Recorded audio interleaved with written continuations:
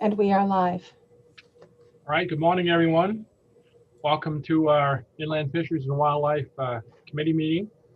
I'm Senator Jim Dill. I'm the Senate Chair, and we do have a busy schedule today. We just have one public hearing, but we have approximately 50 people signed up to testify. So what I'll do is we'll go through and we'll introduce ourselves, and then we'll get started. So I'll start with Representative Lyford. Good morning, everyone. Peter Lyford, District 129, Clifton, Eddington, Holden, Northborough, and Vesey. Representative Danny Martin. Good morning, folks. Thank you, Mr. Chair. Danny Martin, House 150, located in northern Worcester County. Representative Ordway. Yes, good morning. I'm Lester Ordway. I represent District 23. Hi, Jared. This is Linda at IFW. Which is I need most to, of the town of Standish. yeah, your email. Yeah, I thought I had it. Linda, would you mute yourself, Linda? Please. Senator Black. Good morning. Senator Black from Senate District 17, which is all of the county. Okay, I'll send it out. In 4 towns in Kennebec. Bye. Linda, could you make me co-host and mute yourself, please? Sorry. Representative Landry.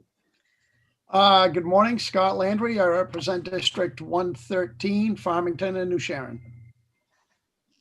Representative Hepler.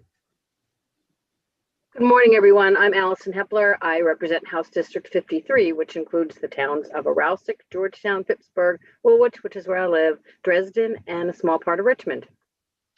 Senator Curry. Good morning, Mr. Chair, and members of the committee and the public. My name is Senator Chip Curry. I represent the 26 rural, coastal, and island communities of Waldo County, which is Senate District 11. Representative Neto. Good morning, everyone. Kathy Neto. I'm representing District 78, which covers all of Winslow and a small portion of Benton. Representative Mason. Good morning, Senator Dill. I'm Rick Mason, District 56, representing the great people of Lisbon. And are you all set now? You can see us, Representative Mason? Yeah. Yes, I can. Thank you. Great. Representative Terrio. Good morning. Thank you, Senator. I'm Tim Terrio. I represent District 79, which is Albion, most of Benton, China, and Unity Plantation. And we have our clerk, Linda LaCroix, and our analyst, John Clark, today. And as I said, I'm Jim Dill. I represent Senate District number 5, Northern Penobscot County. And as I also mentioned, we do have a very busy schedule, about 50 people here to testify this morning on the public hearing. And the way we run the public hearings is everybody will be muted. Linda will let in 3 people that are going to testify at a time. And if I'm right on the ball, I announce those 3 ahead of time, and she lets them in. And what we will do is we'll have the sponsor and any other legislators speak first, followed by the department. And then we will go ahead and have everyone else speak, and they get 3 minutes to testify, and we go in order of in favor, against, and neither for nor against. And at the end of your 3 minutes, you will hear, hopefully, you will hear the timer, at which time I will, not rudely, but I will interrupt you and ask you to finish up in 1 or 2 sentences so that everybody has an equal amount of time to speak. And I would respectfully ask of the folks testifying, with this many people testifying, as you're the 10th person to speak, pretty much everything's probably been said at that time. So if you might be so kind to us and everyone else waiting to summarize in 1 or 2 sentences what you have, or especially if you have anything new to add, we all certainly will appreciate that. So with that, I will open the public hearing on LD 1265, an act to control the means of hunting coyotes. And that is Senator Dave Miramont. Welcome, Senator. Thank you, Senator Dill, Representative Landry, and members of the Inland Fishery and Wildlife Committee. Well, thanks for listening to everyone. It's always exciting when a bill catches the passion of so many people that they want to sign up or send in testimony. And I know you have to sit through it, and I know that's a long day, no matter how you feel about it. So thank you for your patience and commitment. So I represent Senate District 12, which is Knox County, and except for the town of Washington, and the county seat is Rockland. And there are several issues I'm trying to address with this bill. Cruel hunting practices not allowed for any other species, dogs at large at any hour of the day or night, and the use of bait, which can cause negative retraining of coyote hunting practices. I was first contacted during the 123rd legislature by some constituents who were begging for relief from the packs of dogs that would run through their property. They had talked to the town manager, who told them there was nothing he or they could do. He said they could ask the owners of the dogs to stop them from running loose, but that they had not previously been responsive. He told them that there were no restrictions if the dogs were being used to hunt coyotes, and that according to the law, it could be at any time and anywhere. Both of the folks were afraid to talk with the dog owners because of previous interactions they had heard of. There was a real fear that they and their pets would be retaliated against. There was talk of reintroducing another large predator, wolves, in the 1990s, but it never happened. Although many people felt that there was habitat for them and it would be a good way to control the deer population, it was suspected that coyotes were filling that role, and the idea faded. We have a season and rules for hunting every other species.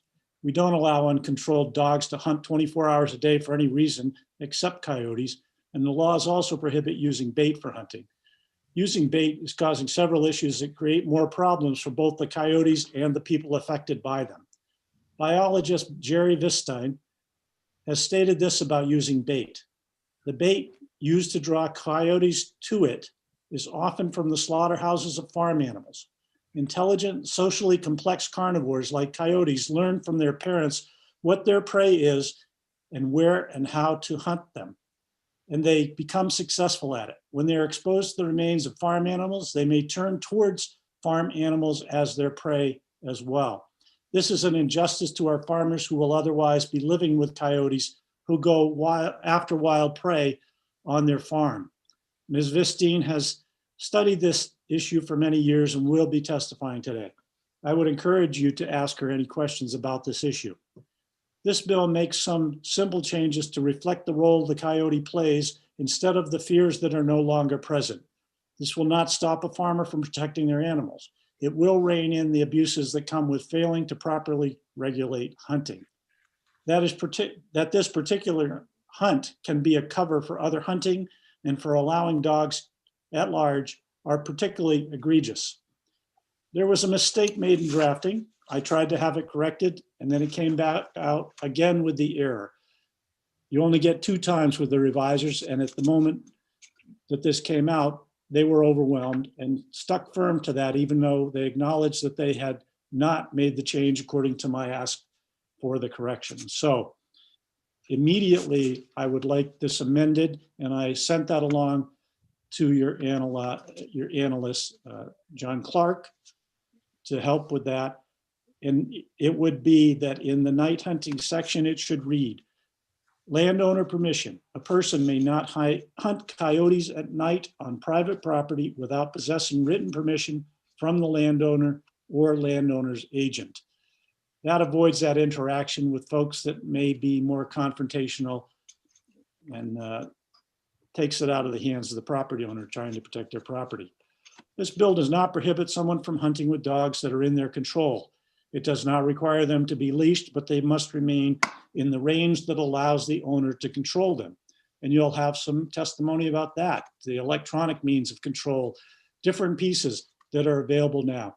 I just did a little brief overview because I knew there were going to be many people testifying. You should get every possible aspect relating to this bill and also using your own experience there as committee members. So thank you for your consideration. And as I say, Ms. Vistine is probably better for the more technical questions, but I will try to answer any. Are there any questions for Senator Mirmont? Seeing none, thank you. Thank you. Have a great day. You too. And before I move on to the department, I see Representative Hanley is on the screen with us. I'm not sure he's here to testify on this particular bill or if he's waiting for his Sunday hunting bill work session, but I would inform him, if he didn't hear us, we have approximately 50 people to testify on this bill. So if he wanted to take a break, he can do that rather than sit here with us. So I would ask you, Representative Hanley, you here to testify on this coyote bill? Do you unmute yourself? I see you in here. Yes, I was going to testify in opposition to it at the appropriate time. Okay, that'll still be a while though. But since I will let you testify now because that's the way we the process goes. So Representative Hanley, you are up. Thank you, Senator Dill. I'll be very brief. I oppose this legislation because coyotes are an unnatural predator in our environment. They were illegally moved here by the Department of the Interior back in the 60s and 70s, and they do great damage to the partridge population and also the population of rabbits. And of course, the deer population takes a beating. And if you want to see something cruel, watch how a deer dies at the hands of coyotes. So the tool to manage these predators is to hunt them, and to hunt them the way we have been. It's very reasonable to do. And I will leave it at that. I am opposed to this. Thank you very much.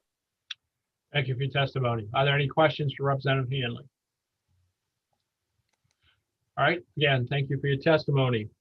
Next up will be Nate Webb from Department of Inland Fisheries and Wildlife, followed by Andre Ouellette, and Cromado, and Aurora Cobb.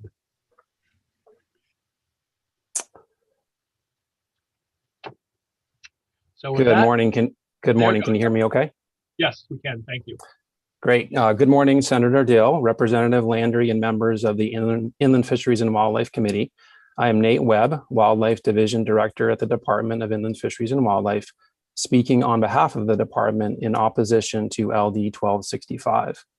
This bill amends the hunting laws by removing the hunting exception from the prohibition of allowing dogs at large, repealing provisions allowing coyote hunting at night and hunting with dogs, provides for hunting license revocation for the hunting of coyotes at night with 6 dogs or by the use or placement of bait, and prohibits the hunting of coyotes by the use or placement of bait or with dogs.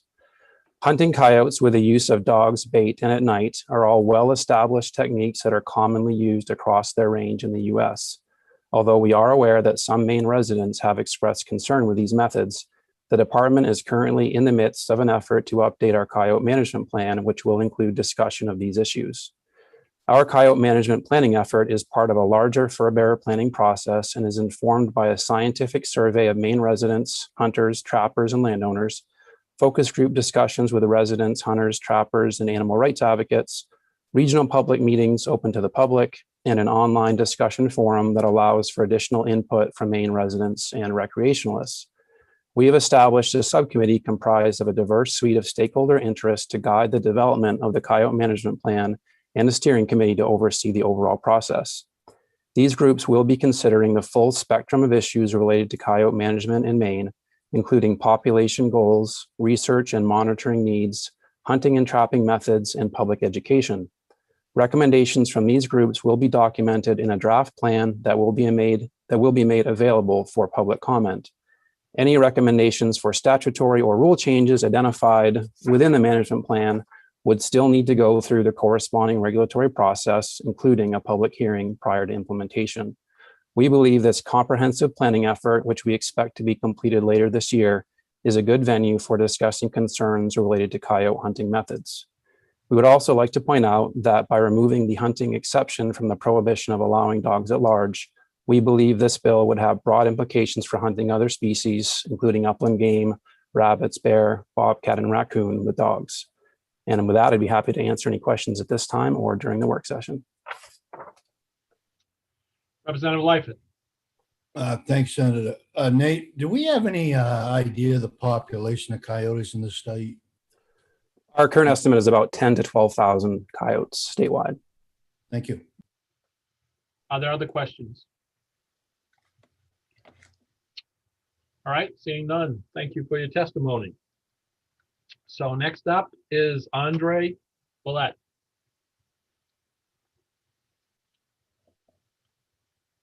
You can unmute yourself. There we go. Okay, thank you very much. I'll try to make this as quick as possible. I had a thing written all out, but I'll just try to hit the important parts. In December of 2012, I attended the initial meeting in Biddeford to address the concern about the increased sightings of coyotes in our neighborhoods. We had some Maine game wardens that attended, but I think the initial response from the people was, isn't there any way that we can get the game wardens to come into our area and kill all the coyotes? I was very, very happy to hear that the game wardens were totally against that. And this meeting wasn't called because of any attacks that were going on. It was called because of our human fear of carnivores that we know very little about. You know, I'm an avid reader, and I've read that if you introduce fear into that reptilian part of our brain, all scientific and logical thinking just goes right out the door. I'm not a believer that our environment should be sterilized of things that we're afraid of and don't understand.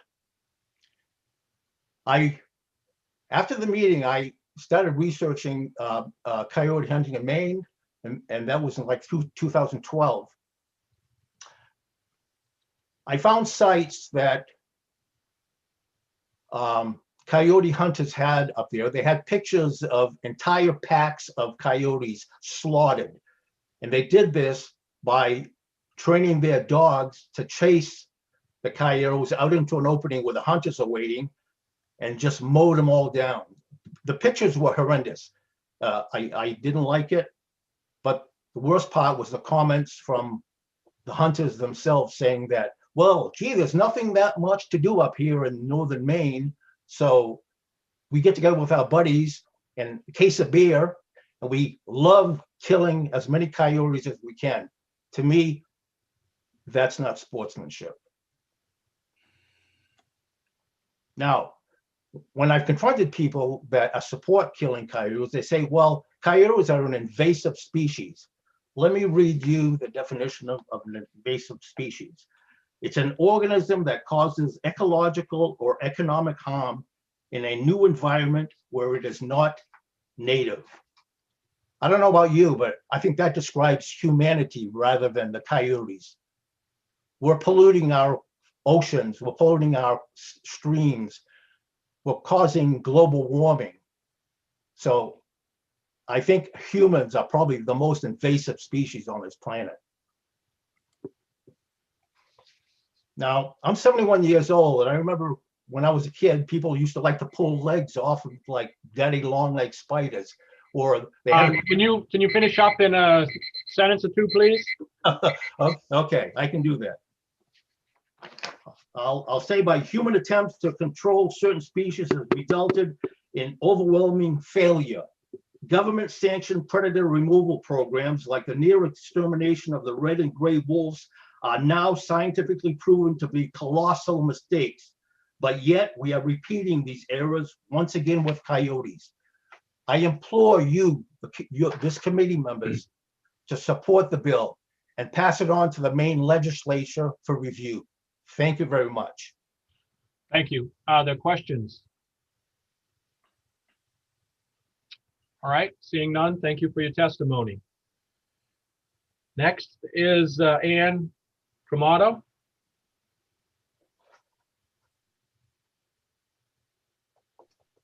Can you hear me? Yes. Okay, thank you. Thank you, Chair Dill and Chair Landry, for the opportunity to testify to this committee in support of LD 1265, an act to control the means of hunting coyotes. My name is Ann Cremato and I live in Portland. I'm sure there'll be a lot of testimony today in support of this bill from people who will talk about the many misconceptions surrounding coyotes and their vital role in the ecosystem. These are important points with which I concur, but I'm not going to take up your time by repeating them, although they can stand being repeated as they are crucial to your deliberations. Rather, I'd like to talk to you from my perspective as a mother, a grandmother, and someone who cares deeply about the future of our children, our communities, and our state. Daily, we are battered by news of horrific acts of violence, of hate, and savagery. How do we answer when our children ask why? We can only try to teach them to reject violence and instead practice kindness and compassion at every level. As it's been discussed, this bill would not stop the hunting of coyotes. It only eliminates some of the cruelest practices allowed currently, such as hunting them with dogs over bait and at night. We can agree on the end goal without justifying inhumane methods. Cruelty should never be part of our government's policies. Gandhi famously said that the moral progress of a nation can be judged by how it treats the most defenseless and most vulnerable among us, our children, our elderly, and the creatures that share the earth with us. My final comment is in the form of a question to those who oppose this bill. Who has a vested interest in allowing these heartless and inhumane practices to continue? Thank you for your attention. Are there any questions? Seeing none, thank you for your testimony this morning. And next will be Aurora Cobb, followed by Deanna Arute, sorry if I mispronounce your names, Jerry Vistine, and Jamie Arute. So Aurora Cobb. Good morning. My name is Aurora. Can you hear me? Yes. Okay, excellent. My name is Aurora Cobb, and I am a resident of Harpswell, Maine. Where I live, I'm lucky enough on certain nights to hear the coyotes singing. I heard them last night, actually. I consider it an honor to share the land with these graceful canines. Out of admiration for coyotes, for their voices in the night, their wild dignity, and for their invaluableness as this bioregion's current keystone predator, I'm here to express my support for LD 1265. The untempered violence against coyotes currently tolerated in the state of Maine is not only unethical, but ecologically unconscionable. The decimation of keystone species, including coyotes, does irreparable damage to the intricate, interlacing natural systems to which these animals are essential. Coyotes, for example, rely on rodents as a primary food source and are therefore integral in controlling rodent populations. Since rodents are vectors for many diseases transmissible to humans, and when rodent populations go unchecked by natural predation, the potential for human illness increases. We see this now in Maine with tick populations exploding thanks to anthropogenic climate change, and the Lyme epidemic continuing to expand. So really, we need coyotes' help now more than ever. And it is senseless self-sabotage to chase them down with dogs, to hunt them for sport, to bait them and slaughter them under cover of darkness. As humans, our lives depend on our animal kin, just as we are dependent upon the land, the water, the air. Recognizing that we are all partners on this earth, we owe coyotes our reverence, not our violence. I hope that by pushing forward LD 1265, the humans of Maine can commence our evolution towards a re-envisioned relation with this region's native carnivore, one grounded in ecological consciousness and respect for the intrinsic worth of all wild lives. Given the ongoing intensification of predator extermination around the United States, such as Idaho's current push to kill 90% of the state's wolf population, the onus is upon us here and now to set a better example. Thank you. Thank you. Other questions? Seeing none, again, thank you for your testimony this morning. Thank you. Yep, next is Deanna. Hello. Good morning. I live in the North Woods, and I witness and hear the horrors of coyote killing. Please I'm a mother. please introduce yourself first, please. I'm Deanna Root. I live in Rockwood, Maine. I'll start over. I live in the North Woods, and I witness and hear the horrors of coyote killing. I'm a mother and a wife. The kill them all philosophies and the total disregard for the very important role coyotes play as wild parents and their very important role to our ecosystem. There is an unethical massacre going on to our wild dog. When any coyote killer claims tradition, keep in mind that there are lots of past traditions that we are now ashamed of. And wait a minute, coyotes only arrived in Maine in the latter half of the last century, and that does not make it a tradition. I'd like to share an unsettling story with you. One winter afternoon, we had some of our children's friends over after school. The parents were invited too. My child excitedly ran outside. We were thrilled to see coyote prints in the snow. One of the children's fathers looked at me and said, "You should put bait out and shoot it." Our faces dropped. The friend's dad went on to speak about a guy across the lake who has baited and killed hundreds to date this way. We were speechless. I actually regret being speechless in that moment. Our children are aware of basic moral concepts, and they are strongly affected by this continuing violence. Coyotes are being killed around us for just walking through people's yards. I've heard the comments, "His days are numbered. Next time I'll have my gun." This happens in the area where I live. All they have to do is see a coyote and it's killed. Why? This is what many kids in Maine are learning, and this violence is normalized. These animals are not being harvested for food. Their bodies are discarded and they're wasted. This is not ethical hunting, this is killing. Maine is a proud hunting state, and many traditional ethical hunters are opposed to this killing. We support our ethical hunters. There is no acceptable reason why my children have seen dead coyotes perched in snowbanks on their bus ride to school. Their bodies are hung with the purpose to humiliate and disgrace them. How is this acceptable? It's an obscene display and a total disrespect for the species. What are we doing to our children? They're being shaped to see another living being this way. It's a total disservice. They're learning it, they're continuing it. And finally, being totally bold on social media to show this violence. The average person doesn't scroll through social media feeds in Maine and see hashtags titled #dirtnaps, #killthemal, #coyote-killer, #sick for it. These coyote killers are extremely brutal and utterly indifferent to the suffering of this species. It's a thrill kill, a morbid art form for death, blood, and gore, all while posing with the lifeless corpse with their tongues hanging out.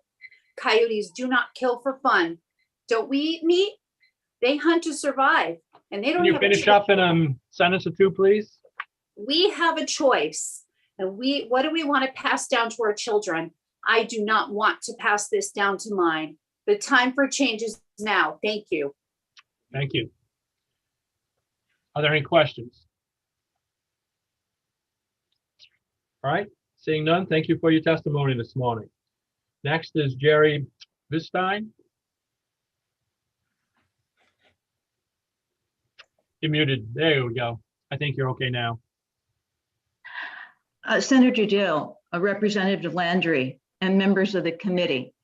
My name is Jerry Vistein, and I am a conservation biologist practicing here in Maine, and I am the founder of Maine's Coyote Center for Carnivore Ecology and Coexistence.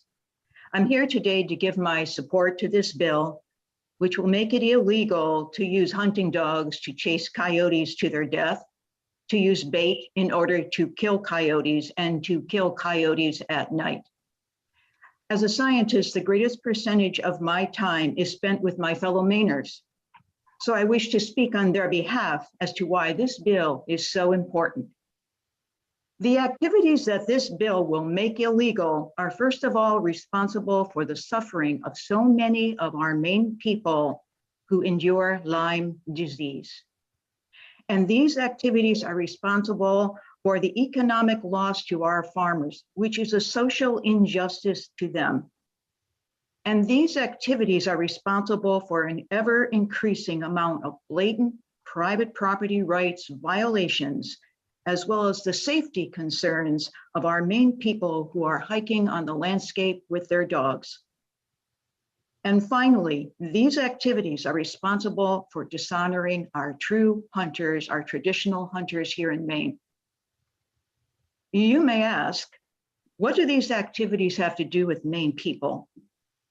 I am an ecologist as well as a biologist. And ecology is about looking at life on our planet as a complex, whole, interwoven system. So these activities that cause chaos in the lives of the socially complex carnivore, and these activities that cause their deaths and remove them from the landscape cannot but cause serious issues to our Maine people.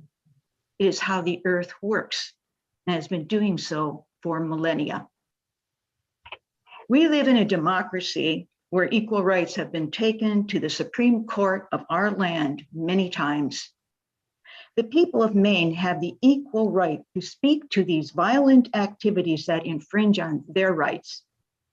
They are not to be trampled on by a few individuals who can do so, because there's no law preventing them.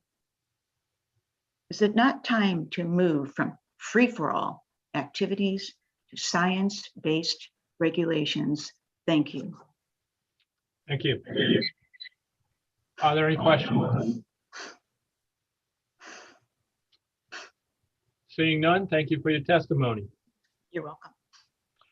Next up is Jamie Arut, followed by Kimberly Dakin-Neal, Lynn Young, and Richard Bard. Hello, my name is Jamie Arut. Can you all hear me okay? Yes. Fantastic. Thank you for taking the time, Mr. Chair and committee members, to listen to my testimony this morning. I am in support of the following bills to help preserve and respect the life of coyotes in Maine. Years ago, I was told to be careful of coyotes. You can shoot them 24/7, so keep an eye out. Well, at first I was a little concerned, and I started doing research on exactly what ammo I should use for coyote and any precautions I should take. After doing lengthy research online, speaking with local biologists specializing in carnivores, watching and listening to podcasts, presentations, and reading research papers, one fact I found to be true: there has never been a coyote attack on a human in Maine. So I come to find out that they are no harm to humans, and they are actually remarkable animals, true survivalists. So why all the hate? I have heard coyote killers saying that they shoot them in the leg, and then you can have some fun with them for target practice until they die off. Really? What type of person would do this or teach this to their children? When I ask, why do you shoot them? The usual answer I get, because I can, or because it's fun. Well, just because you can doesn't mean you should. Or they say they eat all the deer. And my reply is, well, sometimes to survive and eat.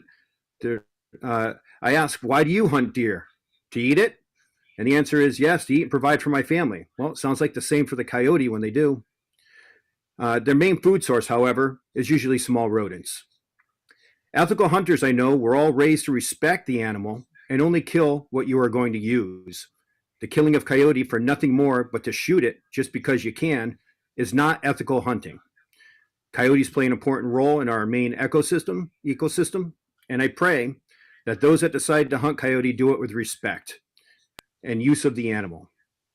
That's all I have today. Thank you for your time. Thank you. Are there any questions? Are there any questions? I loved it. Thank you for your testimony. Next is Kimberly Dakin-Neal. Good morning. Thank you so much for holding this hearing. And this is for the Inland Fisheries and Wildlife Committee. I am a citizen of Maine, and my name is Kim Dakin. I'm from Yarmouth.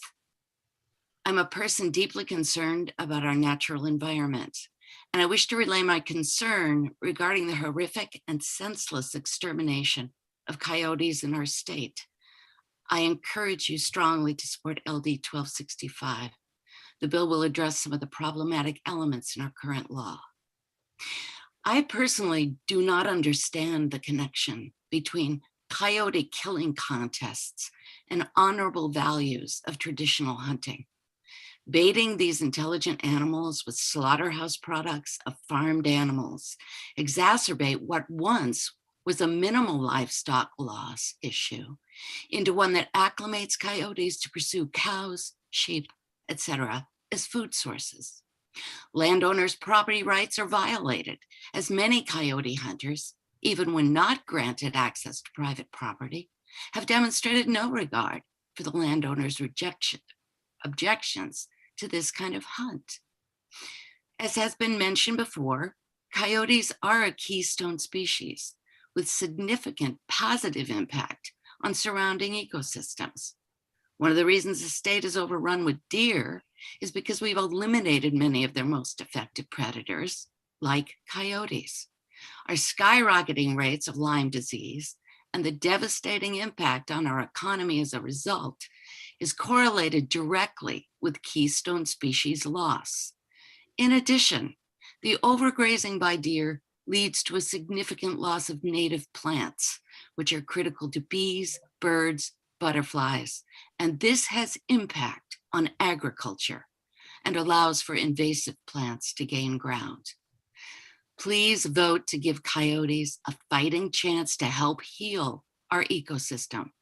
I strongly urge you to support LD 1265. Thanks so much for listening. Thank you. Are there any questions? Seeing none, again, thank you for your testimony this morning. Next is Lynn Young.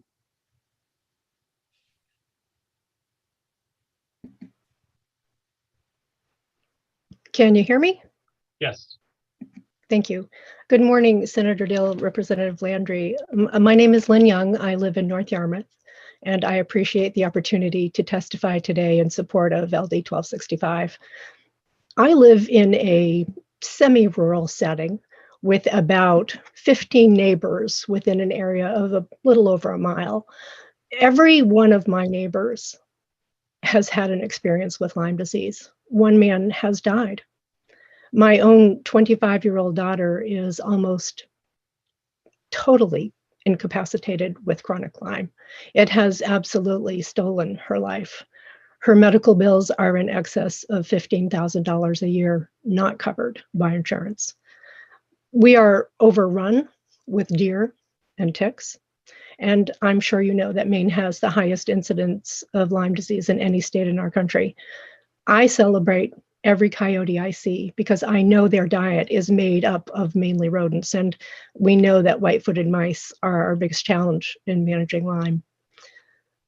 Allowing hunting at night with dogs over bait is cruel and draconian. It is also a proven incompetent way to manage a creature that we need so desperately.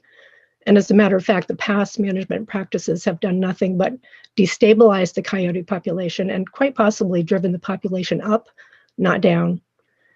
I believe that the revocation of a hunting license is a just penalty and very important to make this a law, not in name only.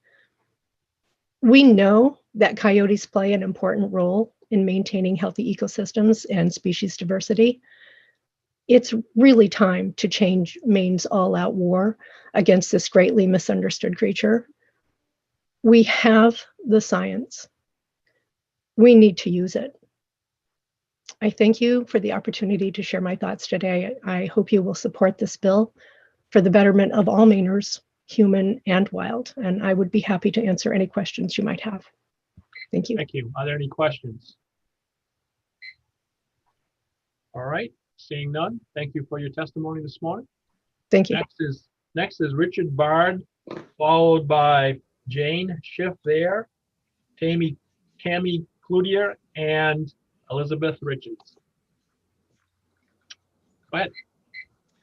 Good morning, Senator Dill, Representative Landry, and members of the committee. My name is Richard Bard, and I live in East Machias. I spent about 11 years as a wildlife biologist with the Maine Department of Inland Fisheries and Wildlife based in Jonesboro. It was my honor to work under the guidance of the former commissioner, Representative Martin, and alongside current Commissioner Camuso.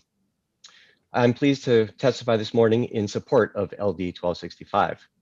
This is a bill that offers common sense reforms to bring coyote hunting much more in line with the norms of other game species, as I'll explain. In general, hunting laws adhere to the principles of fair chase and good sportsmanship. The laws pertaining to coyote hunting, specifically those addressed in this bill, were adopted at a time when coyotes were still relatively new to Maine. People considered them an invasive species, and they were afraid that this new predator would decimate the populations of game species. As a result, exceptional freedoms were granted to hunters in hopes of, at first, preventing coyotes from gaining a foothold in Maine, and later to try to suppress the population. The reason that I refer to these as exceptional hunting methods is that they violate basic tenets of fair chase, a foundational set of principles that define what ethical hunting is. As I read these guiding principles to you, I ask you to think about night hunting, hunting over bait, and hunting with free-ranging packs of dogs.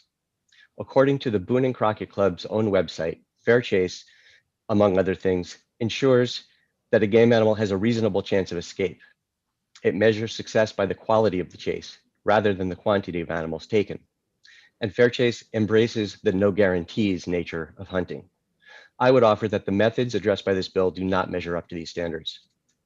The overwhelming majority of hunting laws for other species are written to codify these very principles, but exceptions were made to deal with the coyote situation.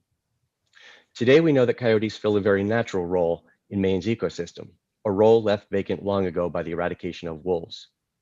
In this role, coyotes help to regulate populations of deer and other animals that may play a role in controlling the species that carry the ticks responsible for Lyme disease, as others have already testified.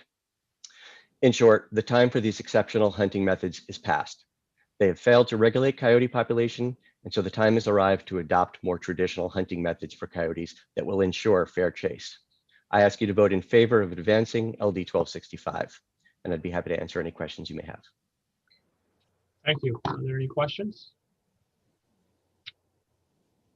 Seeing none, thank you for your testimony this morning. Thank you. Next is Jane Schiff there.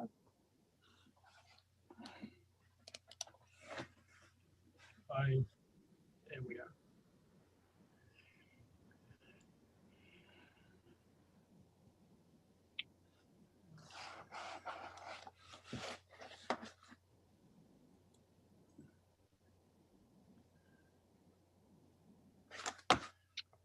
Jane, are you there? I saw you there for a minute. There, I see you on the bottom. Can you unmute yourself?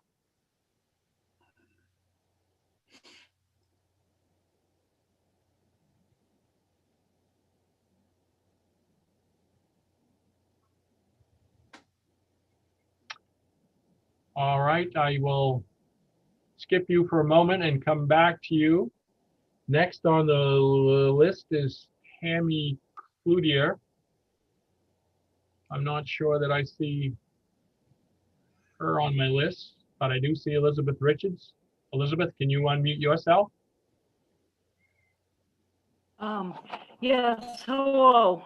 Can you hear me now? Yes. I'm Elizabeth Richards. I'm a retired laboratory instructor. I live in Jefferson, Maine. I'm retired from teaching microbiology at Bowdoin College laboratories and teaching at University of Southern Maine in immunology. And I urge you to support this bill, LD 1265, to end this free-for-all of hunting coyotes in such cruel and unethical ways. The currently allowed practices have led to widespread abuse of private property, hunters freely pursuing coyotes and baiting and night hunting. Those are unethical practices in hunting of other animals. I think one of the important issues for me is that coyotes are a top apex predator, and their main diet is of small animals, foxes, raccoons, field mice, and other rodents. The ubiquitous white-footed mouse is a major vector for the ticks that carry a lot of the diseases that we've seen become endemic and widespread in Maine, in coastal Maine. I live in Mid-Coast, Maine, and I have had anaplasmosis twice in the last 3 years. My husband's had anaplasmosis. I have numerous friends who have had relapsing fever, anaplasmosis, babesiosis, and not to mention Lyme disease, which is widespread. And the problem is that the ticks that carry the diseases feed on the white-footed mice, and the coyotes are major predators for these white-footed mice. When we decimate the population of coyotes, we basically set in motion this process of, this process of disease becoming endemic. Also, foxes and raccoons are major carriers of rabies. And so we need to control their population as well. So hunting to control the population is fine, but we need to control the widespread killing of the coyotes, because we need to keep the web of control for these diseases that lead ultimately to affect us. So this bill doesn't make hunting illegal, but we get rid of these dishonorable ways of killing the coyotes. So please, I urge you to consider this bill as important, and thank you very much. Thank you. Are there any questions? Seeing none, again, thank you for your testimony this morning. I will go back and try Jane's shift there again, if you can unmute yourself.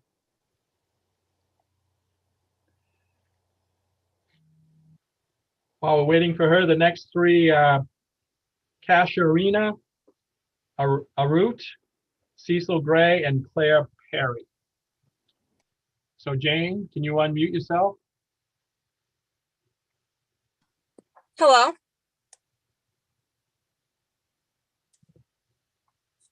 Okay, is that Miss Arut? Can you hear me? Yes, go ahead. All right. My name is Kasarina Arut, and I'm from Moosehead Lake, Maine. As a child, I grew up watching children's shows that portrayed coyotes to be evil. We're brainwashed to believe that these animals are vicious and their nature is based around attacking humans. Moose and coyote are similar in nature. Both are a huge part of wildlife in the state of Maine and are having babies throughout this current season.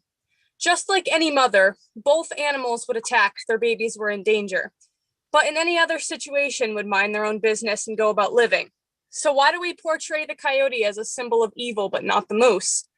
Hunters today are taking it upon themselves to go about and shoot down coyotes as nothing simply more than a fun hobby. Some even find it amusing to send hunting dogs after them, ripping them to death, then taking their fur and skin as a prize for their sick game. Many cases have shown hunters finding families of coyotes and shooting the parents, leaving the babies to die alone. Sometimes families rely on hunting as their way of survival, and I absolutely agree with that idea. Hunting an animal such as the coyote and using its meat and bones as a way of survival goes back to the times of the natives.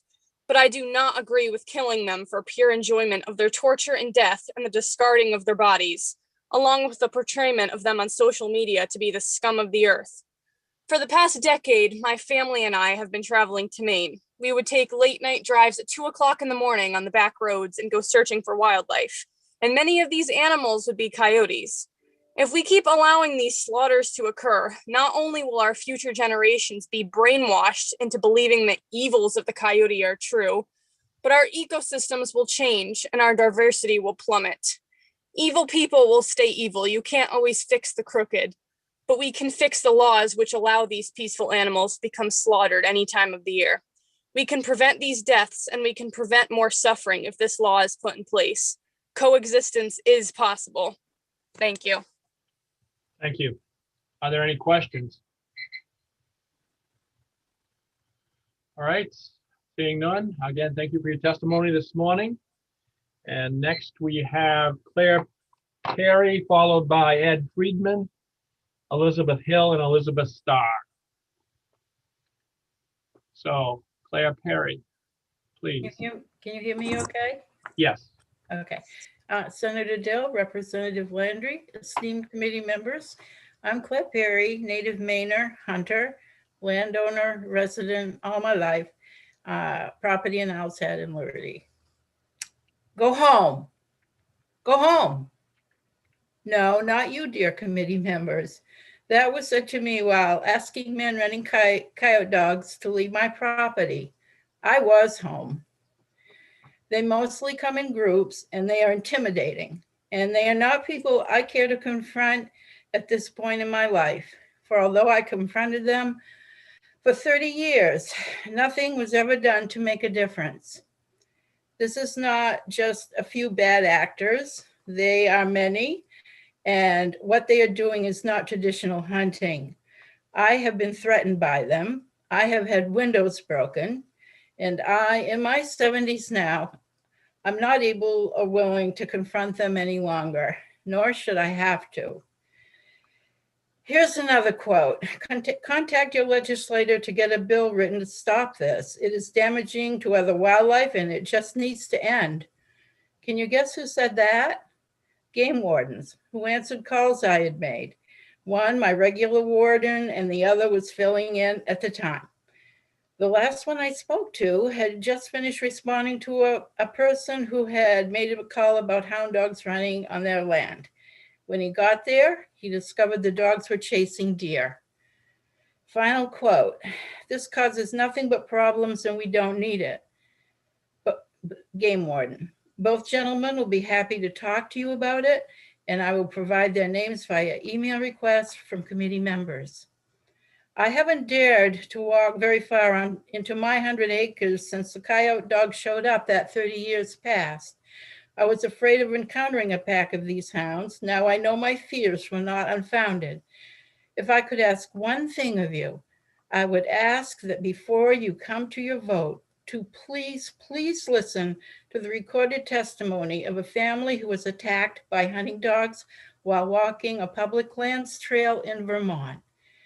6 days a week, all year round, coyote dogs can be found running at large in our Maine woods. That leaves Sunday as being 100% safe from encountering these dogs. Add to all of this the fact that coyote is a unique animal. Coyotes are a vital keystone. Please listen to the scientists, the landowners, the farmers, and my game wardens. And please read my submitted written testimony. 3 minutes doesn't give me the time to say more. Dogs used to kill coyotes is harmful and wrong on so many levels. Thank you. Thank you. Other questions? All right, seeing none. Again, thank you for your testimony this morning. Thank you. Next is Ed Friedman.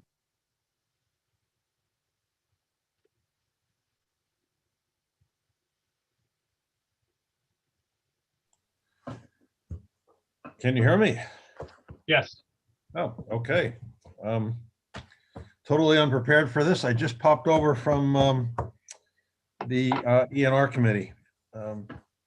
So any chance of bumping me back a couple of people or not? I can bump you. I'll bump you back a couple. Yes, I got two more in front of you, so I'll give you another 6 minutes or so. Is that okay? That'd be great. Thank you. Yep. Next is Elizabeth Hill. Hello, can you hear me? Yes. Thank you for the opportunity to express my support for this bill. I live in Brooksville. My name is Elizabeth Hill. The first time I saw a beagle on our land was after we'd moved here from New Hampshire almost 20 years ago. I didn't realize that the dog was after coyotes. Once I was able to approach one of them and collar her. I saw the radio gizmo and her name, Jelly Bean. It was Easter Sunday. I called the phone number to report the missing dog to its owners, but the person who answered yelled at me aggressively and ungratefully and told me I knew nothing about dogs. It was only later that I realized the beagles were hunting coyotes.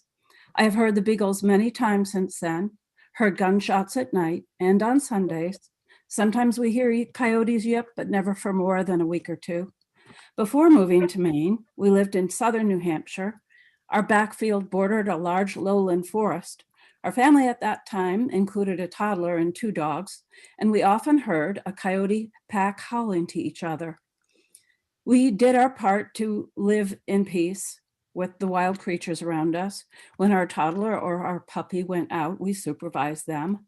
We had a choice as to where we lived or whether to have pets and children, and with that, a responsibility to try and live in harmony with our neighbors, both human and wild. People can live successfully with wild animals if they understand how to do so, and education of how to do so is really important. We occasionally had interactions with the coyotes who lived near us. One night as we turned into our driveway, a coyote appeared in our headlights. Coyotes are normally wary and stay away from humans, so I surmised it was attracted by the garbage some of our neighbors had left out. Another time while cross-country skiing in the forest, we were surprised by a coyote. Knowing that coyote attacks are extremely rare and that a coyote is 98.6 genetically the same as our dogs who are with us and under voice control, I started to raise my voice and sternly tell it to go home, but I hadn't gotten past one word when the coyote hightailed it away. One snowy winter day, a coyote appeared over the crest of the sledding hill by our house, solemn and beautiful. I looked at him and he looked at me and he turned back to the forest. A local dairy farm down the road had cows and sheep that pastured out all summer. 2 large furry white dogs guarded them day and night, and the farmers suffered no loss of livestock. Then one night there was an explosion of gunfire and the coyotes' howls were heard no more. Soon a species whose numbers had been kept in check by the coyotes moved into our New Hampshire neighborhood. Rats. I first noticed them when they found their way into our cellar and from there into our living areas. Rats chewed the seat of our daughter's high chair and the seed-filled sleepy doll that she slept with in her crib. Can you finish up in a sentence or 2, please? Yeah. We can live in peace with wild animals, with coyotes. Killing them only raises their birth rate. Intact packs have only allowed the alpha female to procreate. The females are taught to hunt and don't start hunting until they're 4 years old. When the pack is destabilized, females start mating at 1 year old and they don't know how to hunt. They don't know to stay away from humans. They're not able to fill their role in the ecosystem. Running at LD 1265 will ban the use of bait to lure coyotes out of hiding, the use of hunting dogs with or without radio collars to run on private property, the practice of killing coyotes at night. I urge you to support it. I hope the passage of this bill will further the effort to allow coyotes to take their rightful place in rural Maine's ecosystem. Thank you. Thank you. Are there any questions? Seeing none, again, thank you for your testimony. Next is Elizabeth Starr.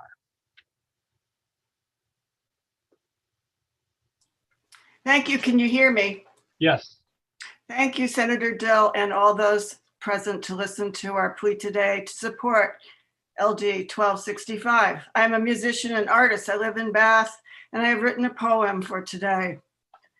Thank you for listening. It is called Coyotes, Are Humans Jealous of You? Are humans jealous of the wild and free? Are we humans longing to learn how to be connected to the peace of nature's space, to be live and thriving in that great green grace? I hear the sound of coyotes' voices echoing pure and clear. I think that means there's some coyotes near, calling to each other in joyful song, speaking to their family to whom they belong. Way out in the wild fields to hunt for mice. They're outside in the winter cold and the snow and the ice. Those forests know coyotes' presence out there, for the songs echo powerfully in the pine-scented air.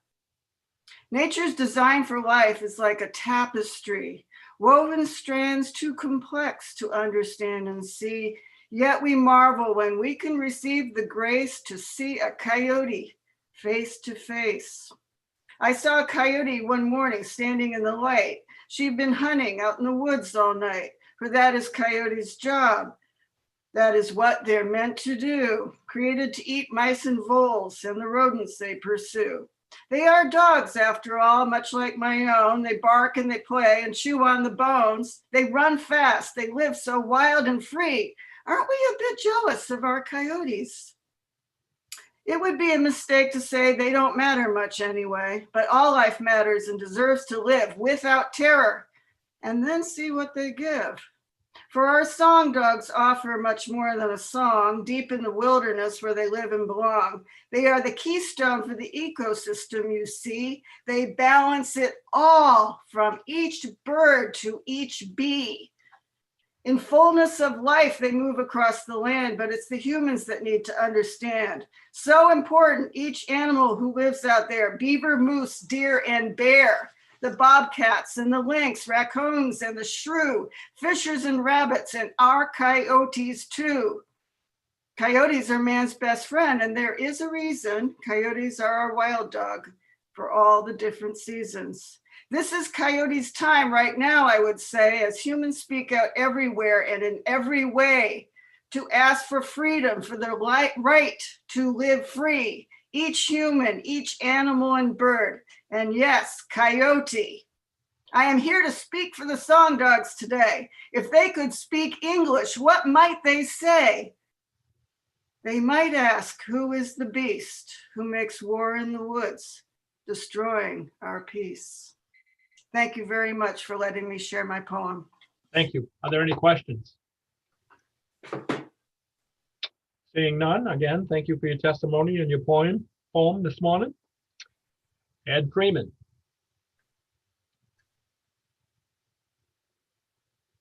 Followed by, let's see, Elizabeth Richards, Gail McCulloch, and John Glower.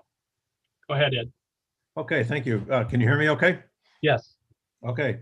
Yeah, Senator Dill, Representative Landry, members of the committee who are present. Thank you for having us. This will be quick. I chair Friends of Merry Meeting Bay. We have about 450 members down here in the southern mid-coast area. It is a joy when I hear coyotes singing and when I go to bed. But our group is very unique in the state and actually, in fact, in the nation, in that we engage in education. We are a land trust. We do land conservation. And we do a lot of research, and we have that research inform our advocacy. And so it's a holistic mission. And that is why we speak in favor of this bill. Coyotes, and for that matter, any canine or feline carnivore, are a part of the holistic food web ecosystem. And when we break up any part of that, the whole system suffers, perhaps in a subtle way, perhaps in a dramatic way. So that's really the gist of what I have to say. These carnivores again, canine or feline, have been ostracized for so many years. In many cases, there are hardly any around anymore. So we ask that you support this bill 1265. For that, among many other good reasons. Thank you, and I'm happy to answer any questions if you have any. Thank you. Are there any questions? Seeing none, again, thank you for your testimony this morning. Next is Elizabeth Richards. All right, I don't, whoops, sorry, I've already had you. Sorry, I missed my list here. Gail McCulloch.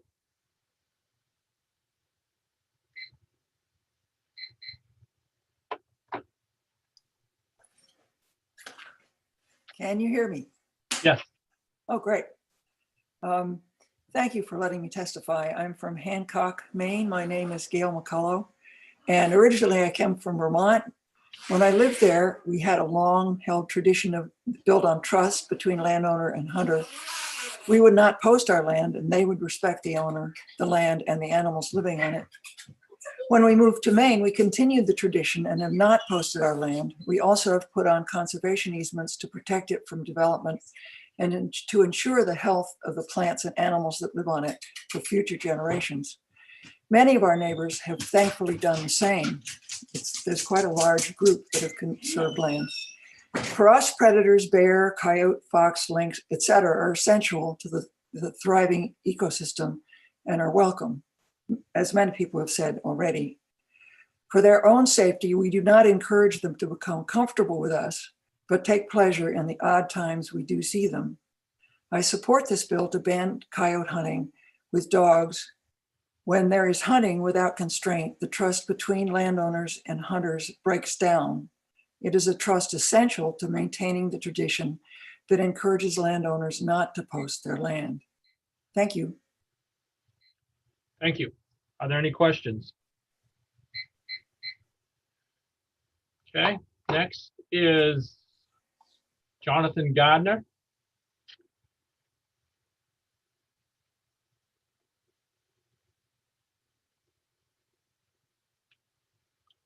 Can you unmute yourself, Mr. Gardner? Yeah, good morning. Can you hear me? Yes, just barely though. Okay. Senator Dill and my name is Jonathan Gardner. I'm speaking today in support of LD 1265. I'm a lifelong Mainer, outdoorsman, hunter, fisherman, and more recently, a registered Maine guide. Like most hunters in Maine, I was raised believing that coyotes are deer-killing monsters. This is a belief I held until just 2 years ago. There was a very vocal pack near my home in the dead of winter. As my family raises chickens and lets our dog outside off leash, I felt it was my obligation to hunt these coyotes before they were able to harm my dog or chickens. As I sat on the edge of an open field on a frigid January night, I started questioning myself about hunting these predators. Was it my obligation to keep my animals safe and secure from predation? Of course it was. Was the most effective and ethical way to keep my animals safe killing these predators? Probably not. I felt uneasy and anxious about preemptively taking an animal's life with no intention of eating it or using it for anything. I called it a night and decided to do my own research on these so-called livestock killers. What I found was almost the exact opposite of what I had believed for the last 35 years or so. My research revealed that without the appropriate balance of apex predators, the food web hierarchy gets out of balance, causing disruptions. One such disruption is the amount of wild turkeys in southern Maine. Turkeys compete with deer for the same food sources. Starving deer are no match for coyotes in the winter, while turkeys safely roost in trees. Killing coyotes may save some deer, but the turkey population grows more rapidly, forcing an unnatural balance. The same holds true for birds and rodents all the way down the food web. In conclusion, I don't know if LD 1265 is the infinite bill for coyote hunting, but I believe it's a good start in fostering healthy, sustainable wildlife for generations to come. Thank you for the opportunity to give my testimony this morning. Thank you. Are there any questions? All right, seeing none. Thank you for your testimony. Next is John Glower. Good morning. My name is John Glow. I live in South China, and I'm testifying on my own behalf and on behalf of the Maine Wolf Coalition. The informed public knows that IFW's comprehensive planning effort, so-called, for coyotes is a farce, and it's basically an end run around the legislature. IFW's estimate of 10 to 12,000 coyotes has been unchanged for decades. Let me say that the wildlife of Maine belong to all of the people of Maine. Hunting is used as a legal shield to exempt individuals from Maine's animal cruelty laws. Hunting with dogs and training dogs on live animals are both animal cruelty to the dogs and to the people's wildlife. As the founder and president of the Maine Wolf Coalition, I can state unequivocally that neither the state of Maine nor federal government want wolves in Maine. I can also state unequivocally that wolves are present in Maine and that they have been killed by coyote hunters and trappers. If you believe there are no wolves in Maine, our organization recently announced the presence of the first live DNA documented eastern wolf in the US from scat that we collected in northern Maine. Eastern wolves typically range from 45 to 75 pounds, which overlaps with the weight of Maine's largest coyotes. Technically speaking, Maine really has no coyotes. All so-called coyotes are actually coyote-wolf hybrids. These hybrid animals are larger than true western coyotes and they have been in Maine for perhaps a century. They're nothing new. They're not an invasive species. They came here on their own because we exterminated the apex predator, the wolf. They have not decimated Maine's deer herd, and in fact, just the opposite has occurred. Maine's anti-coyote, anti-wildlife statutes are antiquated and are based on fear, misinformation, hatred, ignorance, and politics. They have nothing to do with science. It is time that these ill-conceived and unsubstantiated laws were done away with. No one knows how many wolves live in Maine or where they live. This is because the state and federal governments have refused to look for them. Maine's 2015 State Wildlife Action Plan does not even include the wolf. By documenting a live wolf, our organization did what the state and federal governments have refused to do. Maine has millions of acres of suitable potential habitat and abundant prey. This evidence, combined with known dead wolves and the proximity of wolf range in Canada, tells us that wolves are attempting to recolonize Maine. LD 1265 should be passed for many reasons. One of these reasons is the killing of wolves. Although wolves in Maine are no longer protected under federal law, they are protected under Maine law. Furthermore, in other states that have wolves where hunting with dogs is legal, it's not uncommon for wolves to kill hunting dogs that invade their territories. Don't be surprised when this happens in Maine. Predators are essential components of ecosystems. They range from the smallest forms of life to apex predators like wolves. LD 1265 would give some measure of protection to Maine's wolves and coyote wolf hybrids, and in so doing would benefit prey species such as deer and moose. I ask this committee to consider the science and the ethics, not merely the politics, when voting on this bill. Thank you. Thank you. Are there any questions? All right, seeing none. Thank you for your testimony this morning. Next is Kathleen Fox.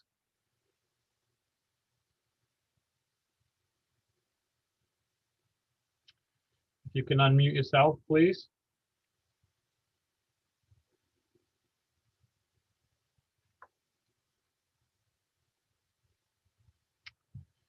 All right, next is Laura Terrell Grady.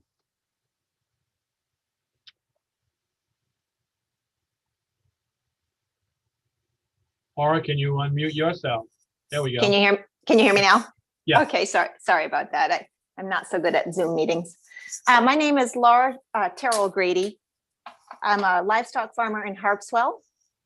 I am definitely in support of this legislation, 1265. I have been working with the coyotes in my area.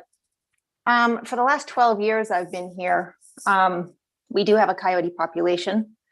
I farm sheep, chickens, cows.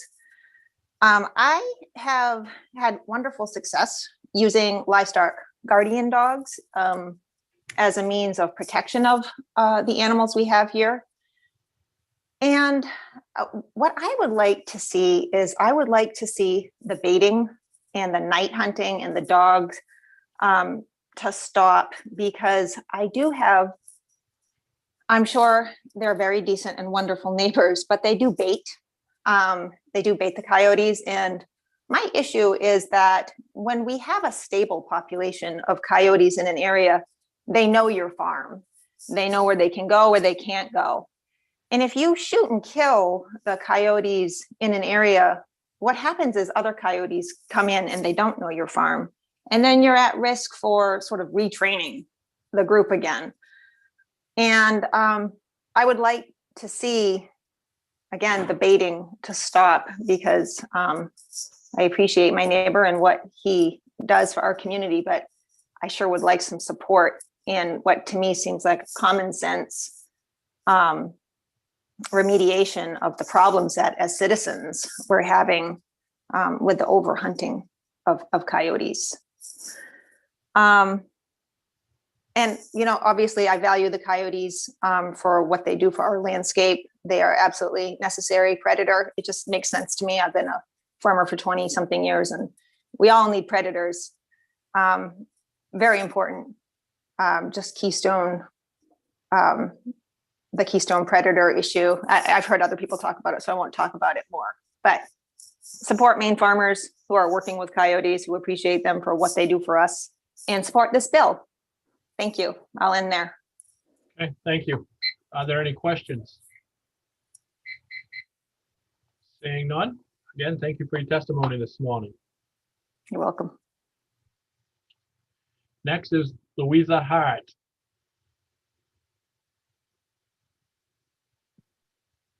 Can you hear me? Yes. Okay. My name is Louisa Hart of Brunswick, and I'm here to testify in support of LD 1265, an act to control the means of hunting coyote. I would like to share my position.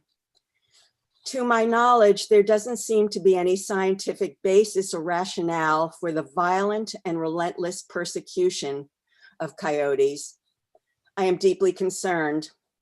It is morally reprehensible sowing seeds of hatred and cruelty amongst our most vulnerable, our children. I refer to hunting contests with awards being given for how many coyotes can be killed. One should never make a game of killing. Cultivating a hardness and indifference to suffering perpetuates more violence in society, including amongst humans. In this same light, I ask, how do you justify setting packs of dogs upon a coyote to rip it apart? This is unsportsmanlike and unmerciful. True hunters do not condone such disrespect for the taking of a life. It is a sickness that pervades our hunting society. I would like to see this unjustified cruelty be outlawed. Coyote is relentlessly pursued day and night. I've been startled and awoken at 11 p.m. to gunshots close to home in my residential neighborhood. My heart starts pounding. The gunshots create fear at a time when I'm trying to rest and be at peace. This perpetual killing cycle is not a balanced approach. A local resident bragged of single-handedly killing 17 coyotes. That same year, I had an explosion of mice and gray squirrels on my land. This was uncommon in my tenure here prior to this incident. Anecdotal evidence only, but had this coyote, a keystone carnivore, been left to do his job, I'm sure I wouldn't be seeing the nuisance pests that I do now. To help maintain a balance between species, I ask that night hunting of coyotes be terminated. Thank you for giving me the opportunity to share my comments. I would like to see us hand down to the next generations a legacy of kindness and compassion, a respect for the dignity of all life. For this reason, I ask that you vote in support of this bill. I'm glad to answer any questions that committee members might have. Thank you. Thank you. Are there any questions? All right, seeing none, thank you for your testimony this morning. You're welcome. Yep. Next, I'll go back to Kathleen Fox, who's on my screen, but I guess hasn't been able to unmute herself, so she can try again. She will be followed by Michael Schiff-Very, Michelle Walker, and Pamela Bose. Okay. All right, I'll move on to Michael.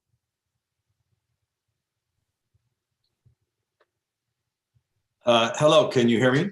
Yes. Thank you. Senator Dill, Representative Landry, and members of the Inland Fisheries and Wildlife Committee. My name is Michael Schiff-Very, and I'm from South Portland. I'm here today to present testimony for my wife, Jane Schiff-Very, in support of LD 1265, an act to control the means of hunting coyotes. Jane's unable to be here today because of a previous medical appointment to address her symptoms of long-term Lyme disease. This important and historic bill written for the protection of the Maine coyote speaks to Jane on many different levels.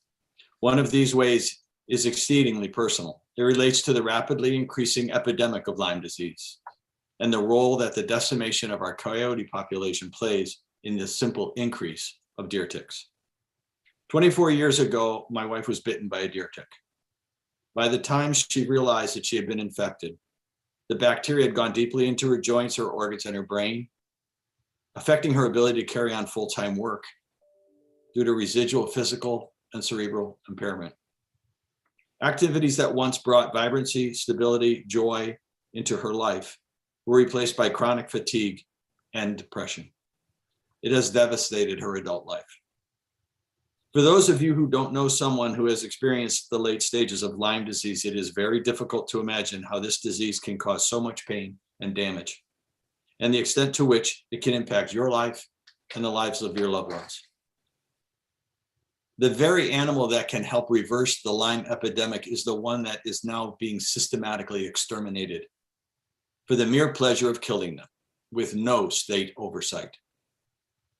The year-round genocide of Maine coyotes plays a major role in keeping the cycle of Lyme disease going.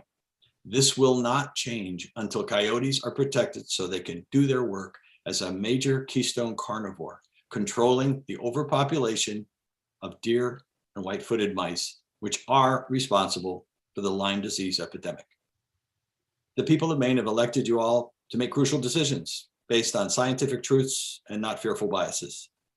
For the sake of your constituents, the health of the environment, and the future of our children's well-being, I strongly encourage you to vote to pass Bill 1265. Thank you very much. Thank you. Are there any questions? All right, seeing none, again, thank you for your testimony this morning. Michelle Walker. Hello, thank you so much for hearing my testimony. I am speaking in favor of the LD 1265 bill. I live in rural Waldo, Maine, and as so many have stated, to ruthlessly kill coyotes is both morally and ethically wrong. But I'm wanting to speak specifically about the hunting dog issue. Sorry, I'm trying to relocate. On numerous occasions, I've had hunting dogs come through my property, and then the hunters follow them, going beyond my no trespassing signs to try and collect their dogs. I live on a stream, and the dogs will often be on the opposite shore, not willing to cross the stream.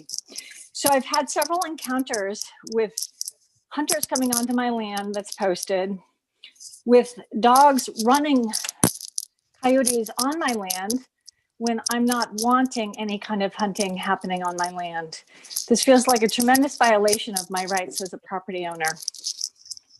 So I would explain this to the hunters that they and their dogs were not welcome, and it was obvious that they had no way to control their animals. And of course, the dogs do not respect posted signs. So I feel like I'm not able to actually control what happens on my land. I would really be in favor of these laws changing to respect the rights of the property owner and their wishes for what happens on their land, and to stop the violence against coyotes in general. Thank you. Thank you for your testimony. Are there any questions? All right, seeing none, thank you again. Next is Pamela Vos.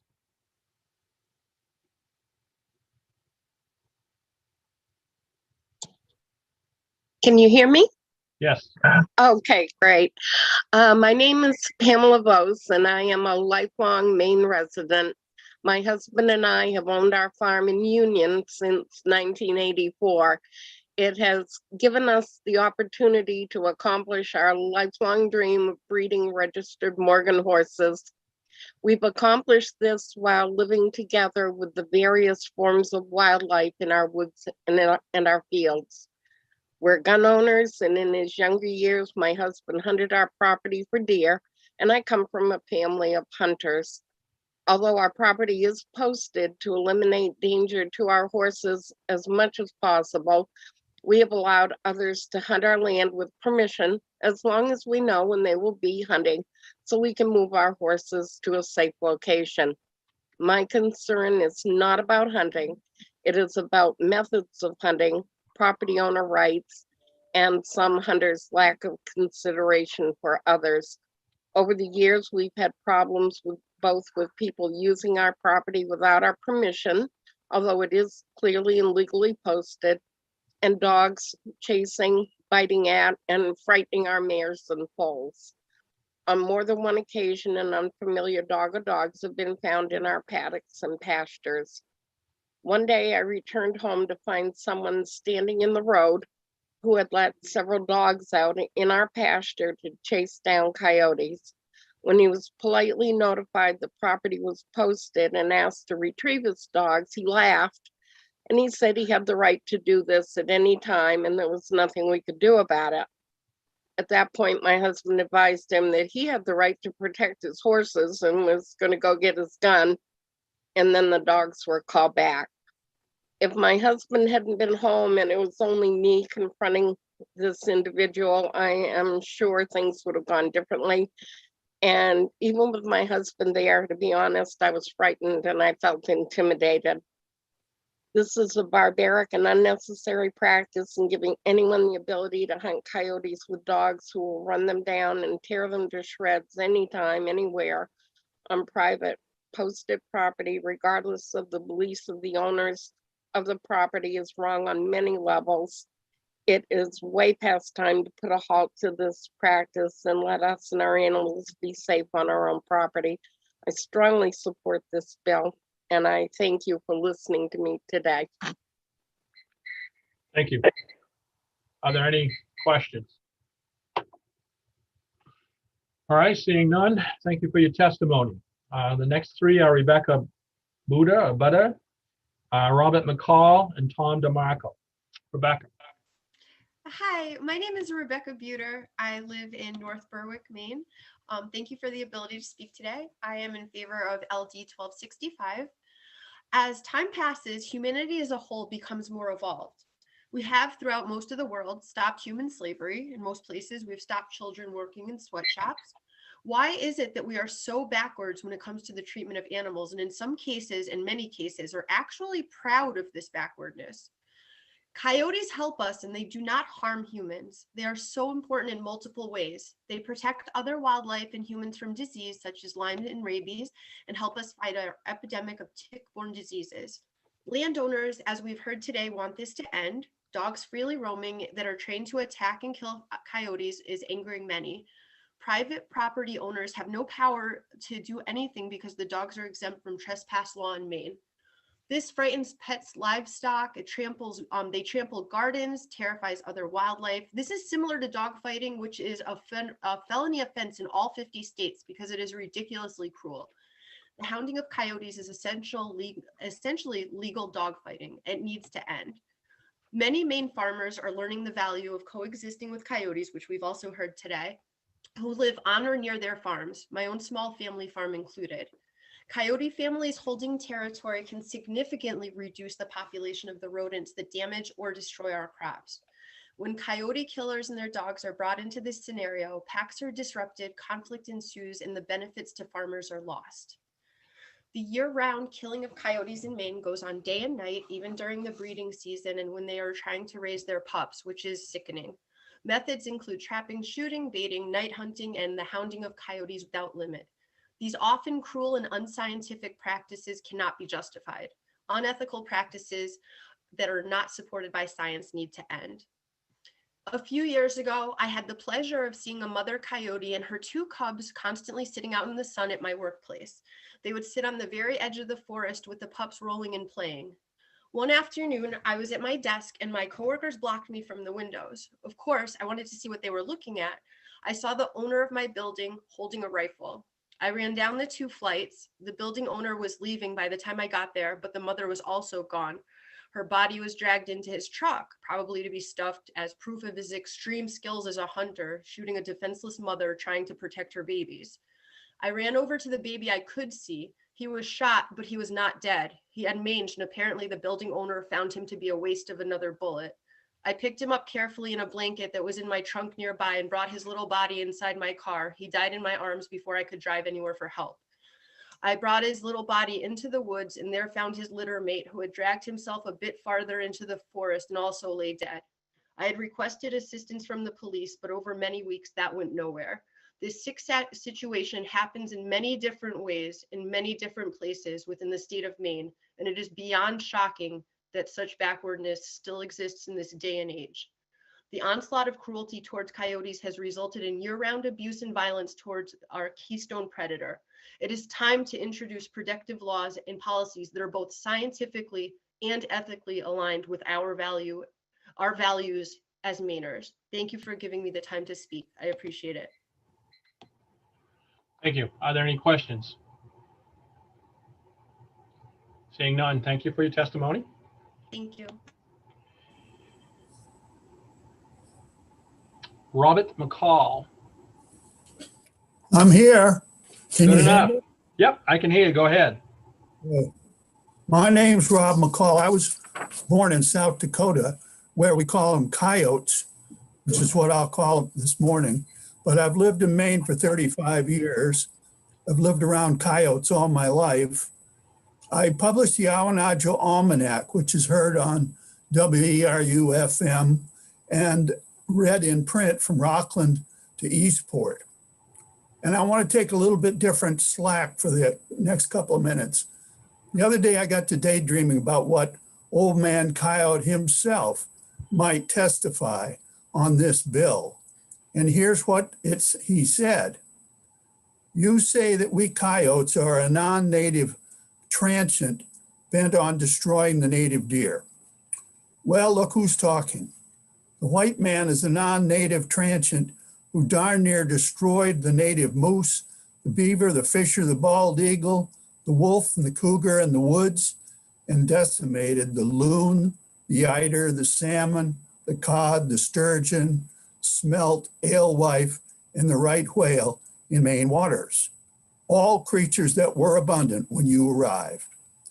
The coyote tribe only moved into Maine after you killed all the wolves who were taking what you claimed was yours alone.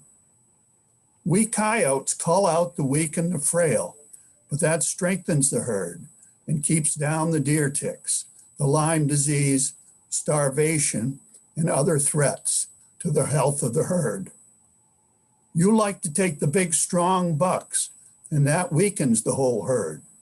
You want to be the only predator, while we've shared the fields and forests with other predators for hundreds of thousands of years. So, do you want more Lyme disease? You want more deer hits on the highway, more deer dying of disease and starvation? Then wage war on coyotes.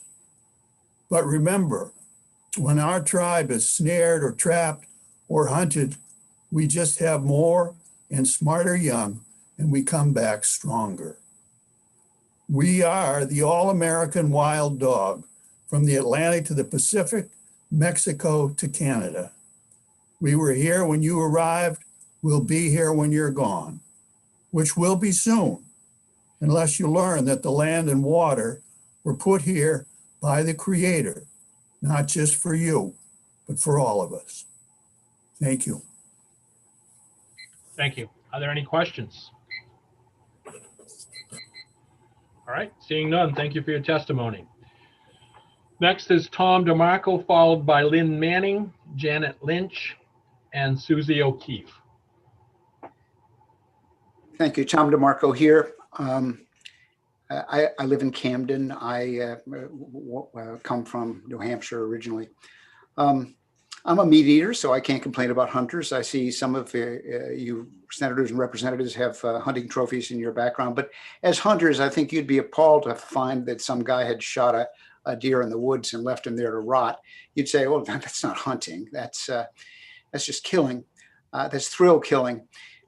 This whole business of coyote hunting engenders thrill killing. I mean, it doesn't have to, but it actually does. The laws that we've got on the books today make thrill killing a reality in Maine. There are people that brag about killing and torturing these animals. The bill in front of you would change some of that. It would make thrill killing a little bit harder to do. I'm not against hunting, but I'm against thrill killing, and I think this bill would help. To quote Temple Grandin, Nature is cruel, but we don't have to be. Thank you. Thank you. Are there any questions? Seeing none, thank you for your testimony. All right, let's see. Do I see Lynn Manning here? No? Okay. Janet Lynch. Oh, yep, there you go. I see Janet. Need to unmute yourself though, Janet. So sorry. Good morning, Senator Dill, Representative Landry, and other distinguished members of the Joint Standing Committee on Inland Fisheries and Wildlife. My name is Janet Lynch. I live in Pownell and I represent myself, testifying in support of LD 1265 and an act to control the means of hunting coyotes. As a Mainer and a landowner, I understand the necessary role that apex predators like coyotes play in preserving the health of our forest ecosystems. And I'm very happy that coyotes in Maine now fill the ecological niche, which was once filled by the timber wolf to control overpopulations of nuisance rodents and herbivores. As you may know, recent hot, dry summers have resulted in an overabundance of acorns, which has caused an overpopulation of nuisance rodents. My farm has been inundated with these animals, as have many others. As you know, rodents are the primary prey of coyotes. They destroy rodents, that is, destroy foodstuffs and crops, spread disease, and in the case of groundhogs, can dig holes which are life-threatening to livestock like horses and cattle. Coyotes keep these animals in check. Likewise, coyotes keep deer from overpopulating and overbrowsing Maine's forests, and they do it efficiently by preying on the old and the weak, thus helping to ensure that the overall deer population is strong and healthy. Many livestock owners are concerned about coyotes, but as someone who's kept horses, I'm not concerned. Coyotes are not stupid, and they will not attack something as large as a horse. I have even heard credible accounts from family members of horses kicking coyotes to death. I understand that smaller livestock can be of concern, but as others have noted, as a livestock owner, it's your responsibility to adequately fence, guard, and house your stock to protect them from coyotes and other predators. And it is noted, coyotes benefit livestock owners by controlling nuisance rodents. I'm also very concerned about the major threats to wildlife and livestock from stray and free-roaming dogs. It's well documented that uncontrolled and stray dogs annually kill many more sheep, calves, foals, goats, and other livestock than natural predators like wolves and coyotes. And I'm frankly shocked that this practice is allowed in our state. As a landowner who's plagued by nuisance rodents, it really bothers me that there are virtually no regulations on the hunting of coyotes here. And I've seen kill sites from coyotes, and I admit it's not pretty, but it is natural. But this is not about sentiment. It's about ensuring that our ecosystems function in a healthy manner. Coyotes are an essential part of our ecosystem, which control nuisance rodents and the overpopulation of herbivores. If I spoke coyote, I'd tell them to come here and catch more groundhogs. We need a healthy population of coyotes and top predators to keep our ecosystems healthy. We do not need people setting packs of uncontrolled dogs loose to wreak havoc over our farms and forests using other unethical, disruptive, and dangerous hunting practices. For these reasons, I strongly urge you to please vote yes to that LD 1265 ought to pass. Thank you. Do you have any questions? Are there any questions? All right. Seeing none, again, thank you for your testimony. Thank you very much. Yep. Next, we'll move over to opposed. And the next three are Jacob Hupp, Joseph Mullen, and Peggy Gannon. So Jacob. Senator Dill, Senator Representative Landry, my name is Jacob Hupp and I'm with the Sportsmen's Alliance. The Sportsmen's Alliance is a leading national organization that defends the right of our members to hunt, fish, and trap. And I'm speaking today in opposition to LD 1265 to prohibit coyote hunting with dogs and outlaw other hound hunting. This legislation, if enacted, will remove a useful tool for wildlife management professionals and will effectively end the use of all hounds for hunting in Maine. In Maine, coyotes are a non-native species only coming to the state sometime in the 1900s. As a result, coyotes have been effectively managed with hounds for decades. Wildlife management professionals rely on sportsmen to help manage coyote populations, and hound hunting for coyotes is one of the most effective methods used to harvest coyotes. The proponents of this legislation regularly push to end all predator hunting practices, and outlawing coyote hunting with hounds is just the first step in an all-out attack on predator hunting activities in the state. Coyotes threaten the farming industry, and specifically in Maine, dairy farmers have suffered increasing and alarming losses of cattle to coyote depredation. A 2015 USDA report titled Death Loss in U.S. Cattle and Calves Due to Predator and Non-Predator Causes found that 60.9% of all cattle lost to predators in New England states were attributed to coyote depredation. The report further found that this resulted in more than $19 million in cattle losses in New England states. This data clearly indicates there are serious coyote depredation issues ongoing in Maine, and this legislation removes an effective tool from already financially strapped farmers in the state. But most alarmingly, this legislation amends current law to no longer allow hunting dogs to run at large. This will have a far-reaching impact on management goals and will make it impossible for any houndsman in Maine to hunt with their dogs.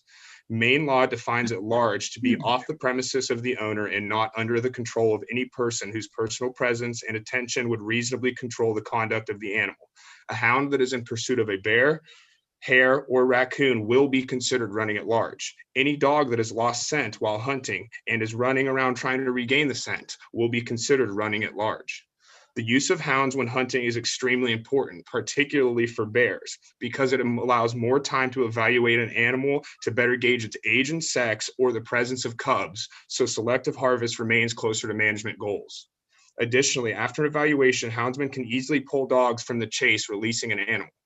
By removing the exemption for dogs at large when hunting, this legislation encourages less selective harvest and will put more strain on the department to manage these species. This legislation is disguised as a ban on coyote hunting, but its true intention is to end all hound hunting in Maine. We urge this committee to oppose LD 1265, and I'd like to bring up some concerns relative to the North American model of wildlife conservation, which really has not been mentioned at any point in time throughout this discussion. The North American model of wildlife conservation clearly states that science should be Can you finish up in a sentence or two, please? Yep, that science should dictate or should prescribe wildlife public policy. And throughout this, we've heard a lot of emotional conjecture and very little scientific evidence to support this legislation. And so we would urge you to oppose the LD 1265 on those grounds. Thank you. Thank you.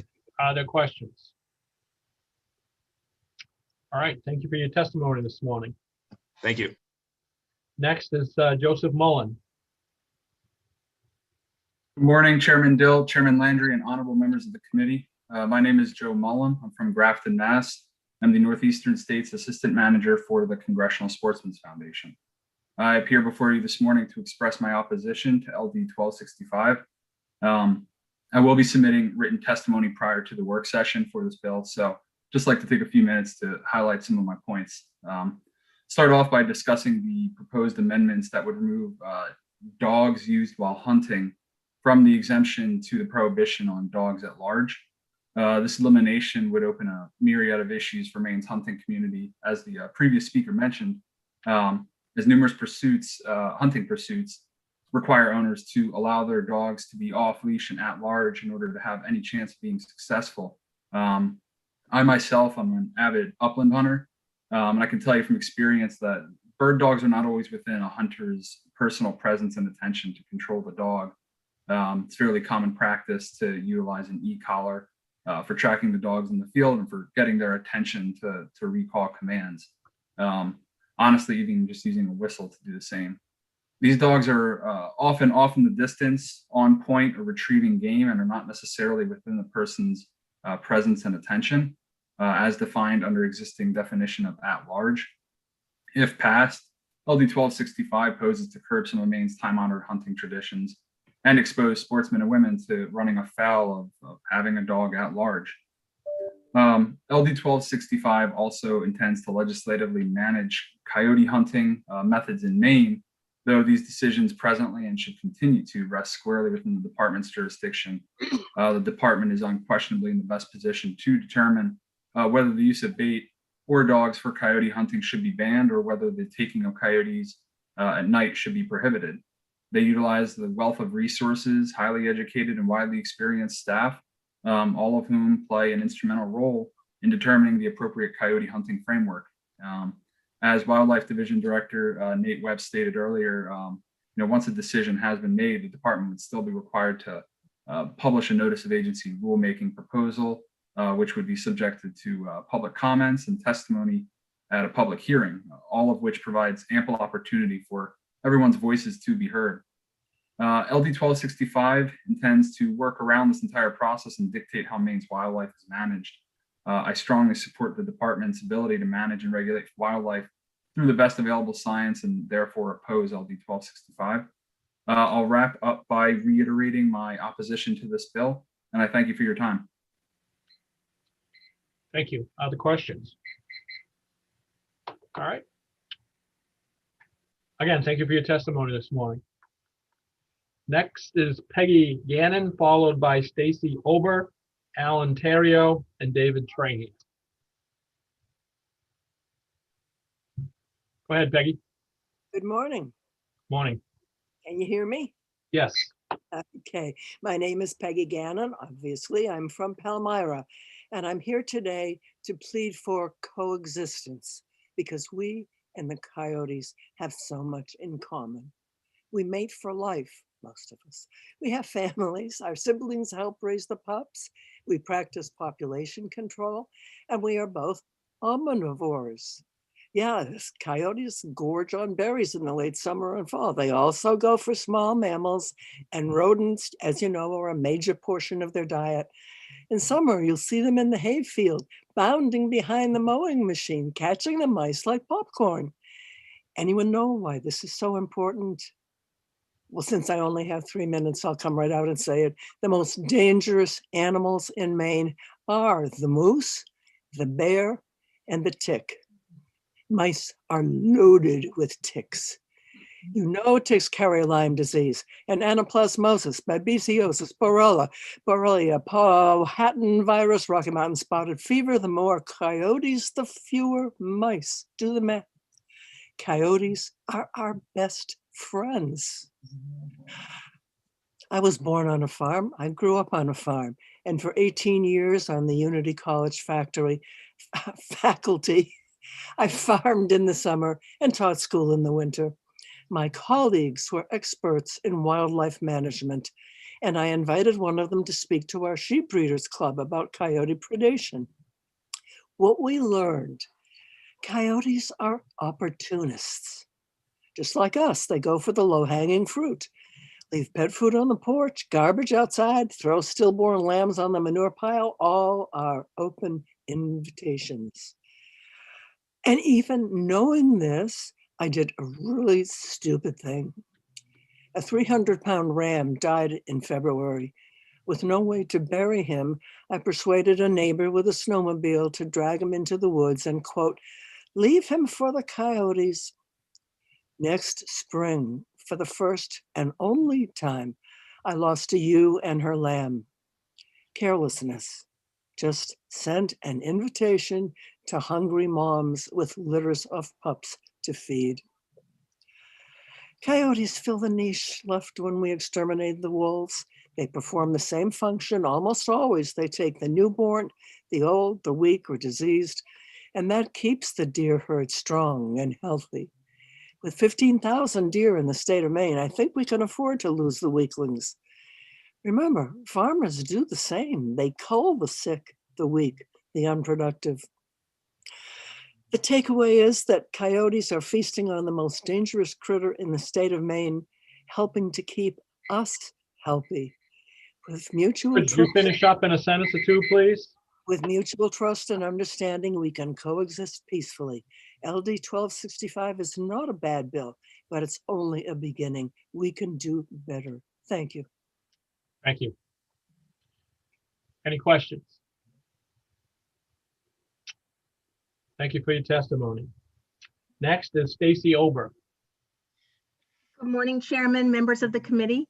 My name is Stacy Ober, and I am the New England Analyst and Community Outreach Coordinator for the American Kennel Club.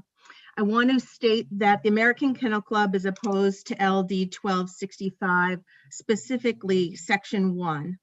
The American Kennel Club is a 135-year-old not-for-profit Club of Clubs, and we represent more than 5,000 dog clubs across the country with 31 in Maine. We're recognized and trusted as an expert in canine health, breeding, training, and in responsible dog ownership. And this year we're celebrating funding more than $59 million in canine health research benefiting all dogs. With regard to Section 1 of LD 1265, that would require hunting and field dogs to be within physical presence of the owner at all times. And I want to share that this is an unrealistic expectation for these sporting and working dogs and would stop these activities altogether. AKHC encourages and strongly supports the interaction and mutual enjoyment of owners and dogs in sporting activities such as hunting and field trials, and these activities are very popular in Maine. In 2019, AKC licensed and sanctioned 105 competitive events in Maine, and 51 of these were performance events with 1,832 entries and 1,769 competitors participating.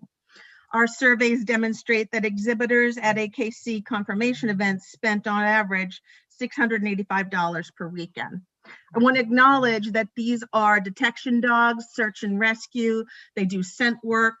They represent your dog tracking clubs in Maine. You have beagle clubs, retriever trial clubs, and field trial clubs all across the state.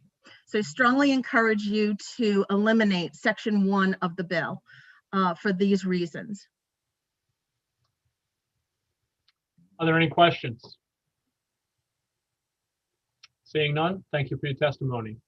Thank you. Next is Alan Terrio. Thank you, Senator Dill, Representative Landry, members of the Joint Standing Committee on Inland Fisheries and Wildlife. My name is Alan Terrio. I'm the treasurer of the Maine Sporting Camp Association. And the MSCA is opposed to LD 1265.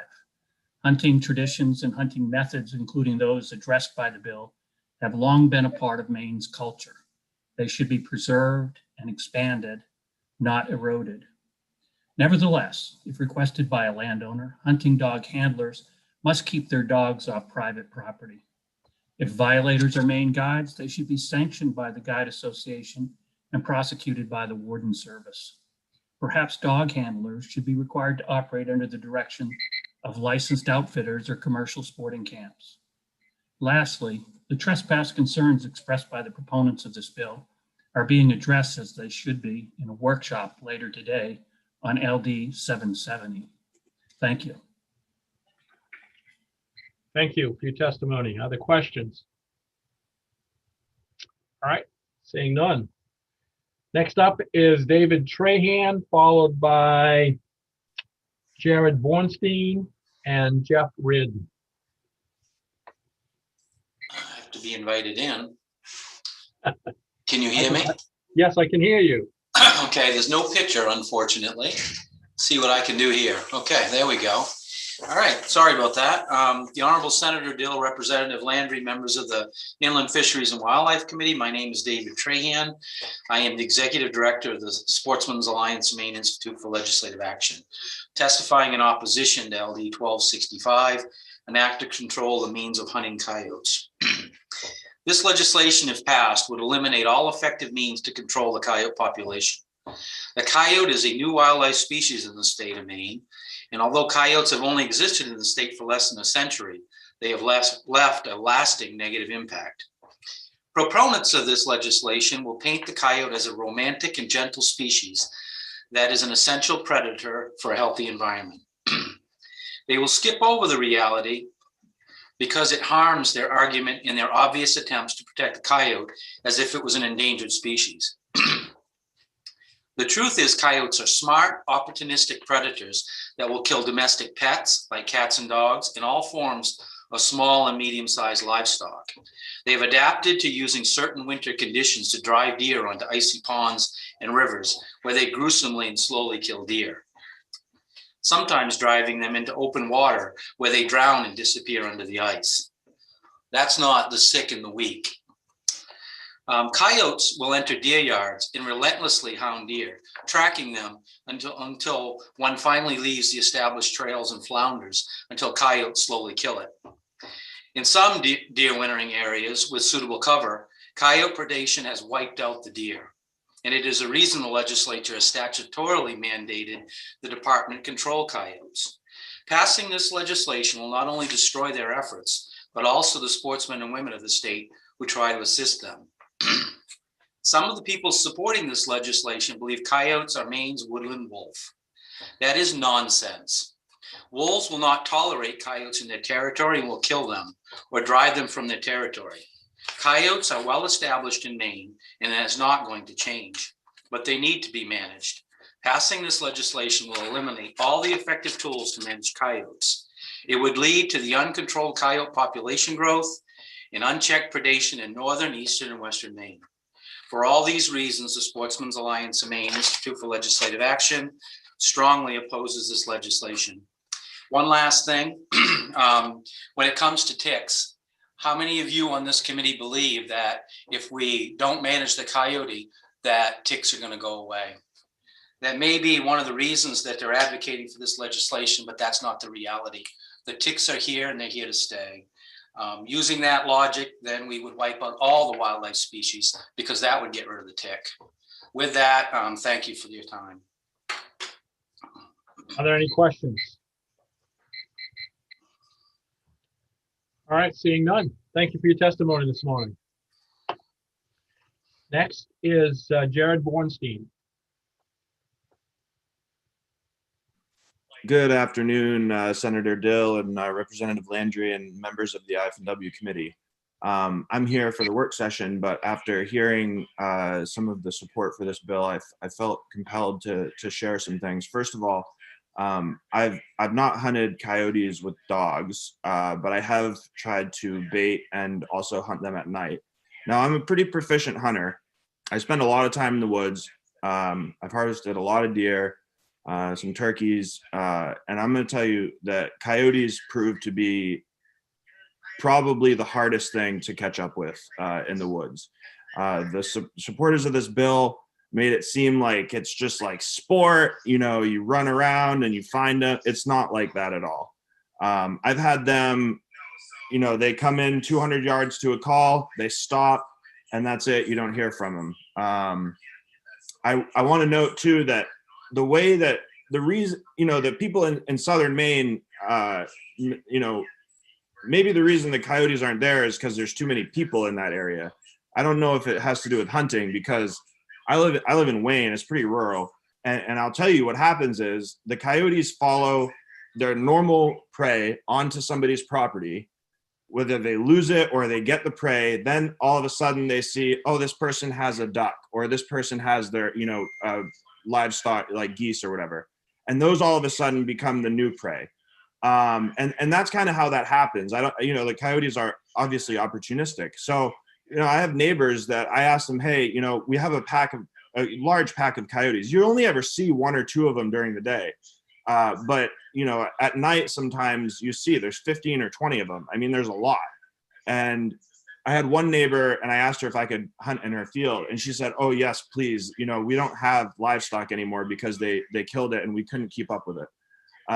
So it is a real concern, and it is not easy to hunt them. It's not sport. It's very difficult. And, you know, using dogs, bait, and night hunting is a fair advantage. And I really, I've used those, and I don't feel like I'm evil. I don't feel like I'm a dishonorable sportsman. I don't, you know, the closest I've ever been to a coyote, I was turkey hunting, and the coyote came into my yelps, and it was originally going for my decoy, and I heard a stick crack behind me, and I turned around and there was a coyote there, and I didn't want to shoot him because I was turkey hunting. So I tried to shoo him away from me. I said, shoo, get. But I was on the ground, and he looked at me as prey, and he took a few steps towards me, and I dispatched of him because I didn't know what he was about to do. So they are really opportunistic.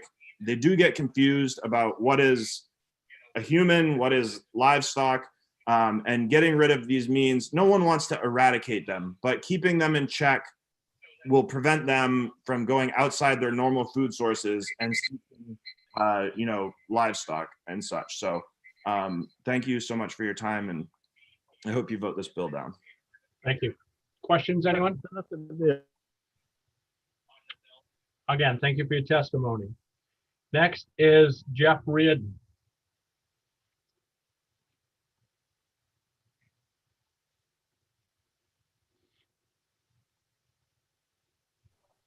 Senator, he's coming up. This is Representative Alley, and I have to go to a doctor's appointment here in just a few minutes, so I'm going to leave, but I oppose the bill that's on the table. Thank you. Thank you. All right. Jeff, can you unmute yourself?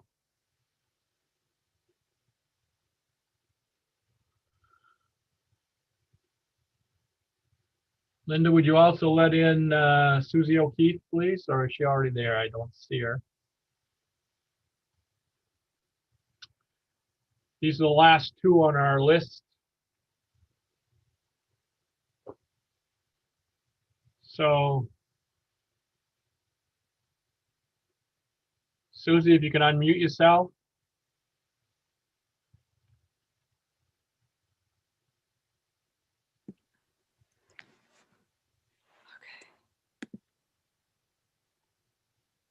I did. Is that working? Is that Yep, working? it is. Yep, I can hear you. Go Okay, ahead. sorry. We're having some terrible technological difficulties here. Thank you for letting me speak. I apologize. Thank you, Linda, for your help. Just take a few minutes of your time. Heard some great testimony here today, and I'm so grateful for this process. I'm grateful for this bill. I am in support of it. I know this is hard for you all. It takes a lot of your time, but it's a wonderful part of our democracy, and may it continue. I'm going to shorten what I had to say because you've heard some of it. I've also written you a letter. My name is Susie O'Keefe. I live in Montville, Maine. I own 120 acres here. I grew up on a very large farm, and we hunted our whole lives. I grew up hunting with dogs, so I'm intimately familiar with that process, what it means for the animals that are hunted, the dogs, and other wildlife. I just want to make one note that and I guess I should say too that my background is actually in this area. I hold a degree from Oxford University with distinction, where I focused on carnivore coexistence with carnivores and agriculture. So I just do want to correct something because it really is false science. When they say that there was a representative in the beginning who said coyotes were introduced, they were not introduced. They have naturally moved into this habitat when the wolves were eradicated. And then you receive some interesting information on the actual DNA of coyotes. I don't really know too much about that. I've heard that, but I have nothing more to add to that or to offer you on that. And yes, and so they just wanted to say they're fulfilling this ecological niche that we created by destroying native wolves. Another point I would like to make that you haven't heard is about nighttime hunting and the impacts on all wildlife. It's important to recognize that not only does that nighttime hunting impact the coyotes, but it impacts all wildlife, especially birds. And this is extremely important these days because, as we all know, we're in a massive extinction crisis. And birds in particular are really getting hit hard. They need the rest at night, and the birds that hunt at night need to be able to hunt. And so nighttime hunting is disturbing in many forms of wildlife, but birds in particular, especially gunshots and explosions. I do want to say one thing too, on a personal level. I eradicated my whole part that talks about my personal encounters with hunters who are not respecting rights and are all that kind of thing. I'm going to skip that. I'm like many people. I suffer from that problem too. But I'm also really frustrated by the lack of peace and quiet at night. I've lived in the country my whole life, and there just seems to be more and more gunshot, more and more explosions, especially here in Maine. In Montville. My nights are rarely quiet, and I think I have a right to that. But the point I really would like to speak to very briefly is about the history of our violence towards carnivores in particular and the natural world in general. Can you finish up in a sentence or two, please? Okay, sure. I believe that we must move towards an ethical foundation that is based on compassionate coexistence. We must recognize that the rights of coyotes and all creatures to thrive and find solutions that are not based in cruelty and violence. The future depends on eradicating the ideals that have passed down to us vilify other beings, and sustain our cruelty and violence. As the former Penobscot chief Barry Dana said to me years ago, coyotes are not predators. They are simply trying to feed their families. They are kin. I have more to say, but thank you for your time. Thank you. Are there any questions? All right, seeing none. We will go back to Jeff Reardon to see if he can unmute himself.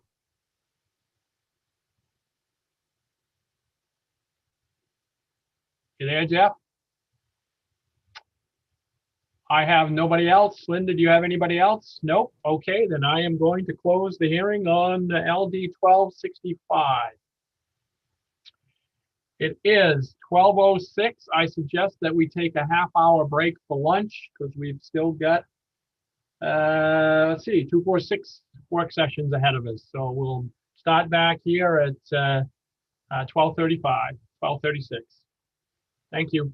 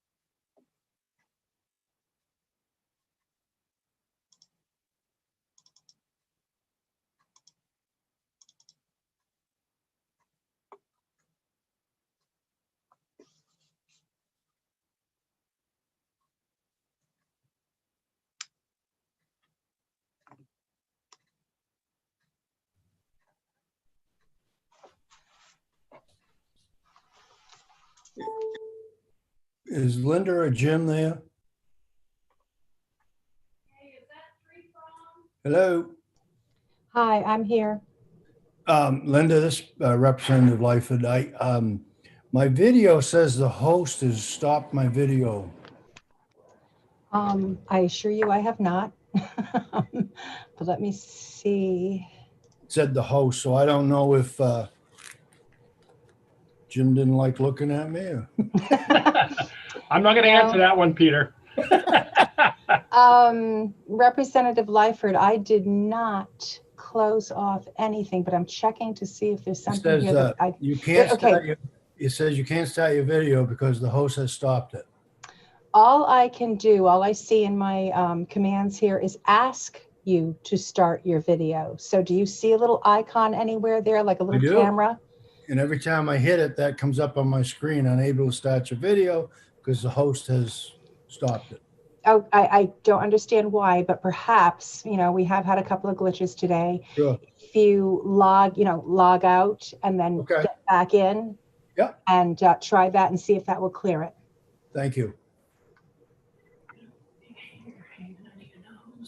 See, I've lost my arrow too. No, it isn't. No. Where's the arrow going here?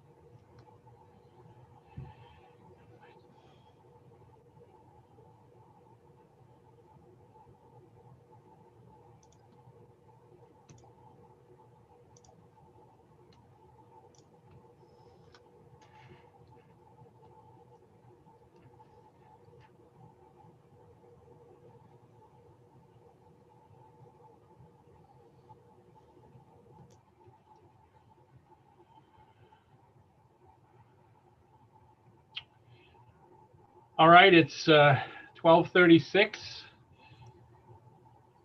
And we may as well get going again. Linda, are we all set? We are?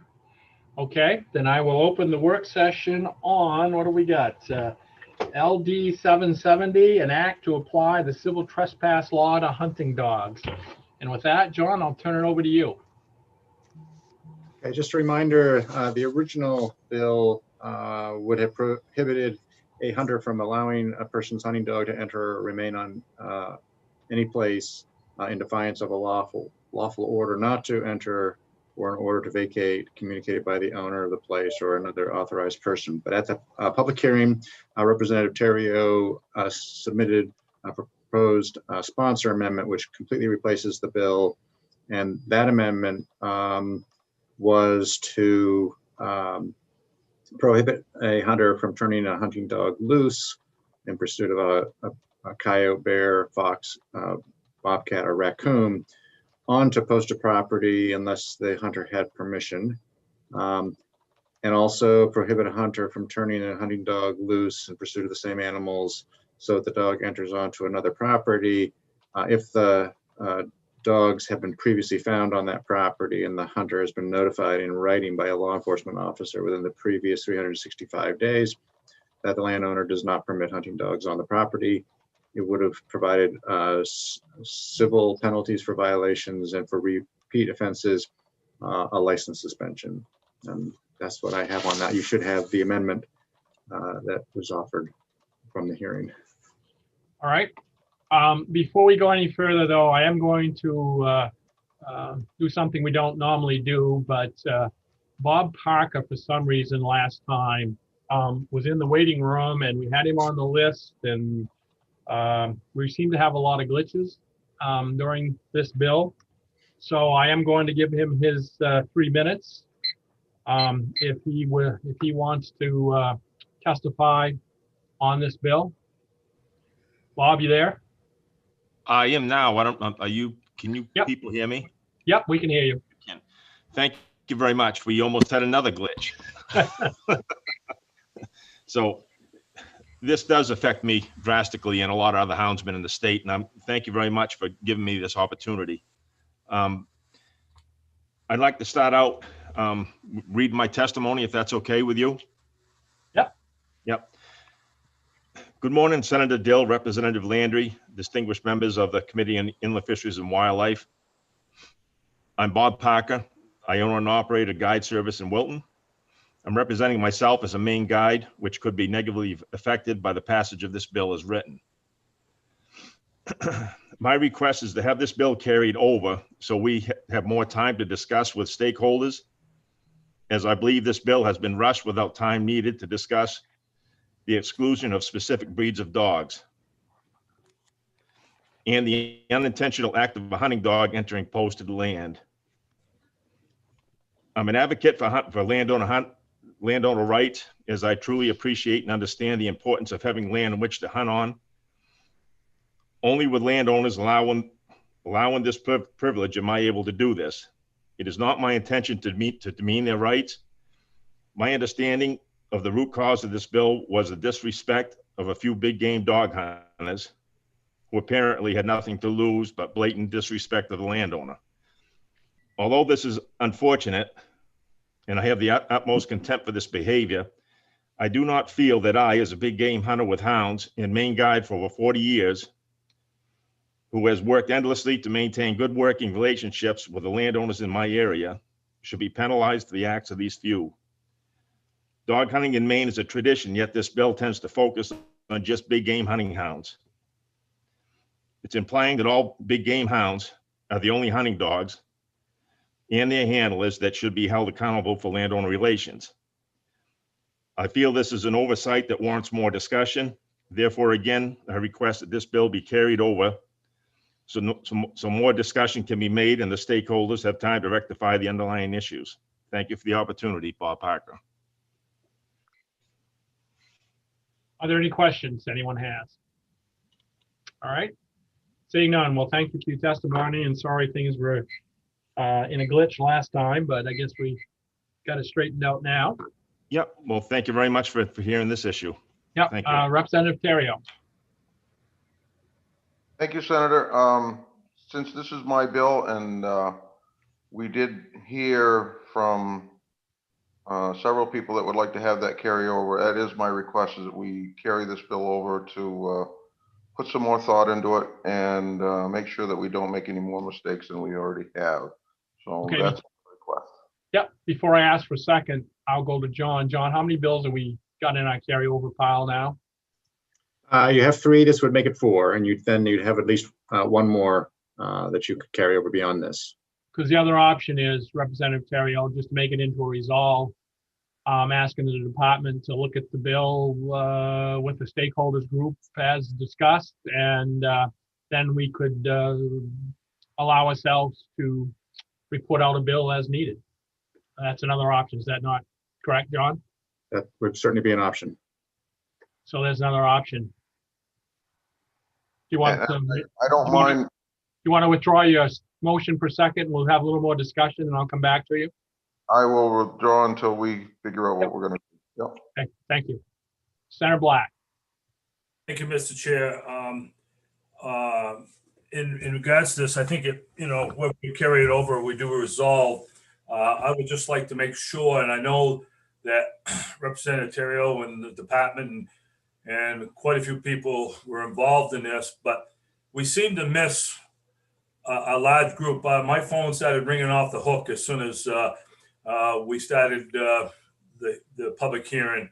And I had numerous hunters from all over the state call me and say that they weren't aware of what was going on. They weren't part of the stakeholders group. So I preferably would like to see a resolve that we would get the same stakeholders group, but we would broaden it to make sure we included some of the other hound hunters. I know, being a hound hunter in the past myself for years, I hunted coon, rabbits, bobcats and stuff. And it is very difficult to make sure, you could start 5 to 10 miles from somebody's property that, has a problem with you coming on it.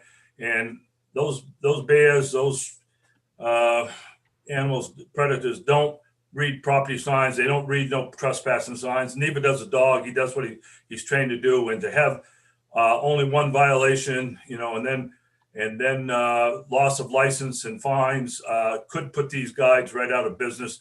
And they are a valuable asset to our rural community. So I'd prefer to see, personally, like to see a resolve. Okay, Representative Landry. I agree with Senator Black. Having been a coon hunter myself in my younger day, they go wherever they want. A resolve does make sense in case we do need another bullet for carryovers. Okay. Any other thoughts, discussion? I will go back to you, Representative Terrio. Thank you, Senator. And as you know, I appreciate everybody saying stuff, but as you heard in the last 2 hours of testimony, it's not a few people that are having this problem. It's a lot of people having this problem. So we really do need to do something. So, but yeah, I will make a motion to make a resolve so that we can carry this forward and work on this. Second. It's been moved and seconded. Any further discussion? And the resolve is, John?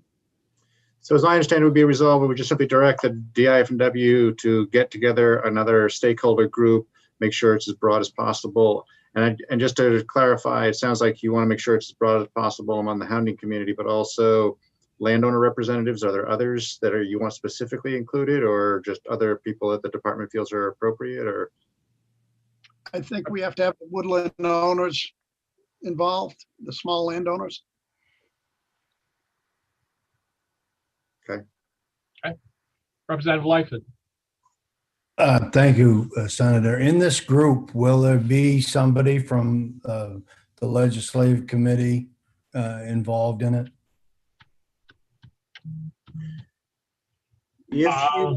Go ahead. Who started to speak? I was. Yeah, go ahead, John. Just going to note that if you include anything in the resolve that actually talks to legislative involvement, you're going to turn it into a legislative study and end it up on the study table. You could certainly have, leave legislative reference out of it and then just, on the side, ask the department to please invite members of the committee to join you, and then it wouldn't be a legislative study. That's up to you, but I think that would, thank you. I think that'd be the better way to go, because once things land on study tables, we all know what can happen there, so. Now, I was involved in the first one, so yep. If they want to invite me, I would be more than happy to do it again. Okay, sounds good. So we all set on what we're voting on here, folks? Department, you're all set? Commissioner, yes, okay. Senator Dill, yes, thank you. I wonder if it would be possible, since the landowner relations sporting guides, sporting advisory board, if it would be, that was a legislatively established board to guide the department on these sorts of issues. I wonder if it would be possible to work with them on this. And haven't you told us in the past that since that was established with the legislature, there's a set group, but they in turn can invite other people in? They can, that's right. Yeah, yep. You kind of heard what the committee hopes would want to be invited in, so that's probably a good core to start with. Okay. Representative Terrio, do you think that's a good starting point? Absolutely. All right. Great. Thank you. Thank you.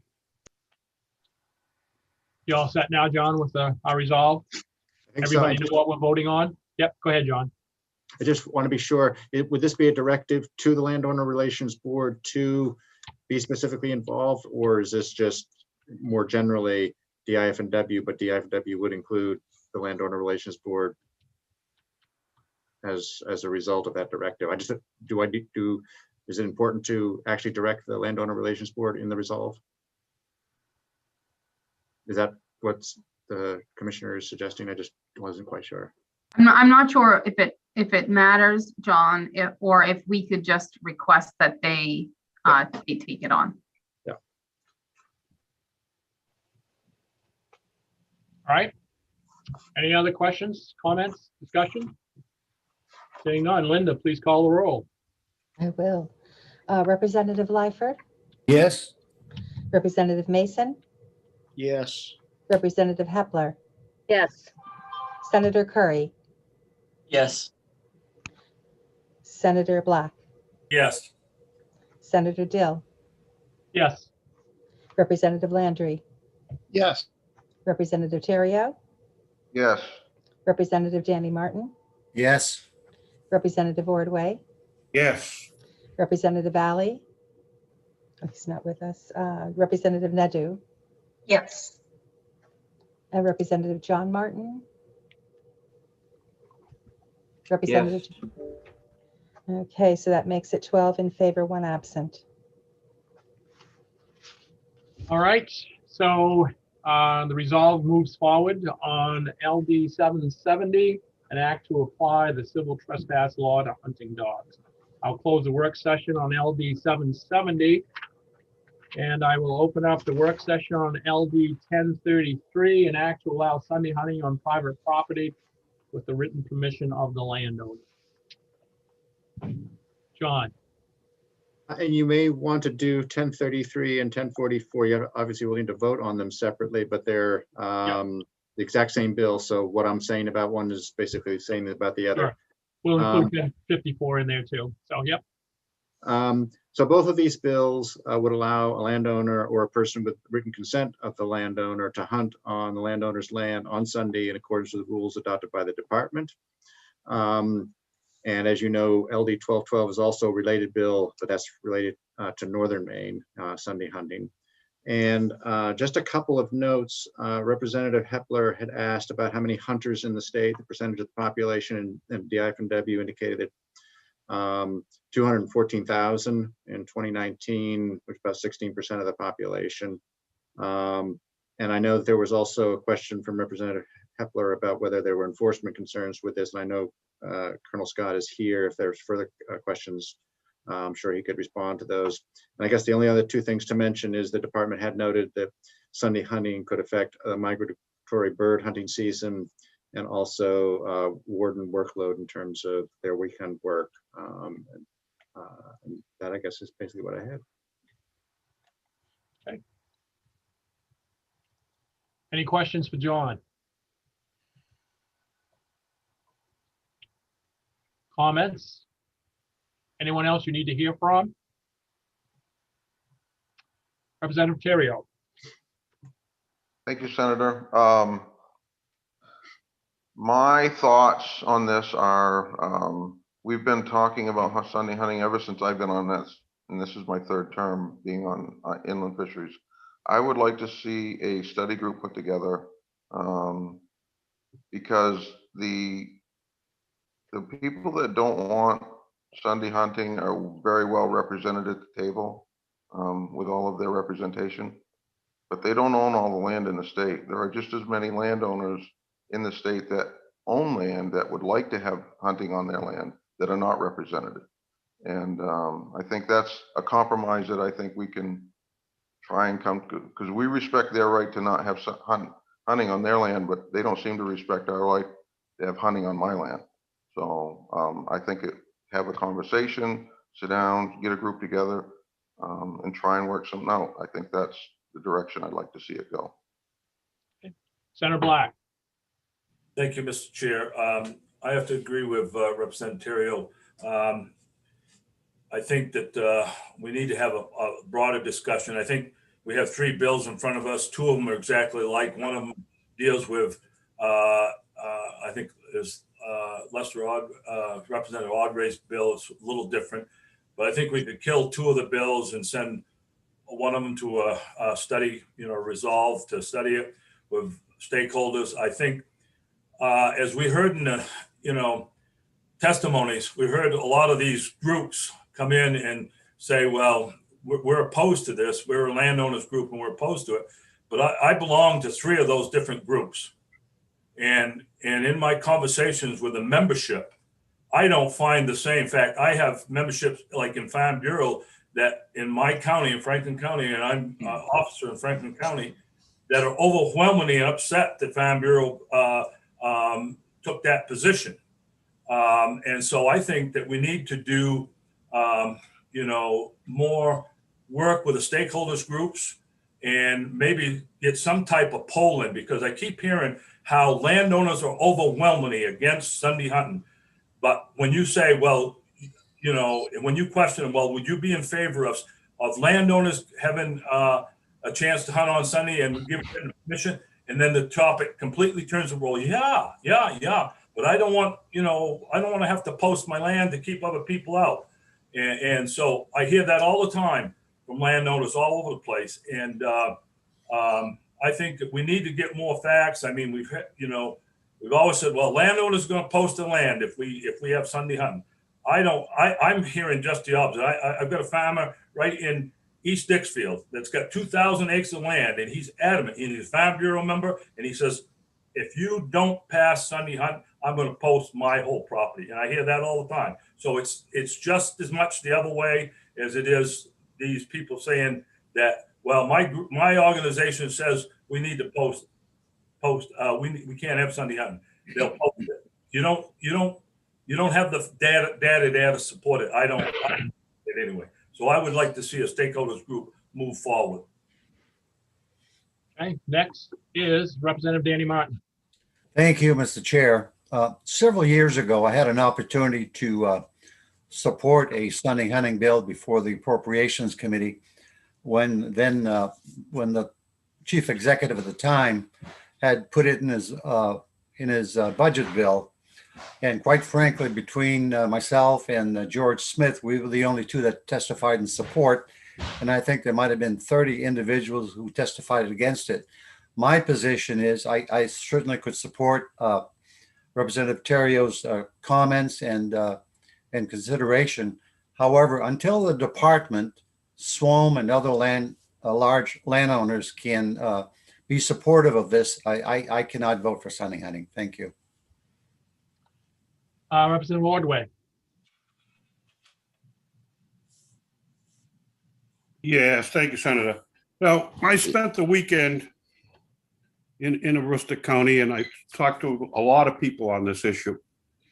And one fella who owned a farm over in Caribou talked to me, and he said, very wise guy, he said, the people, the big landowners, that whoever's saying that they're opposed to Sunday hunting, they own land in New Brunswick, they own land in New Hampshire, they own land in Vermont.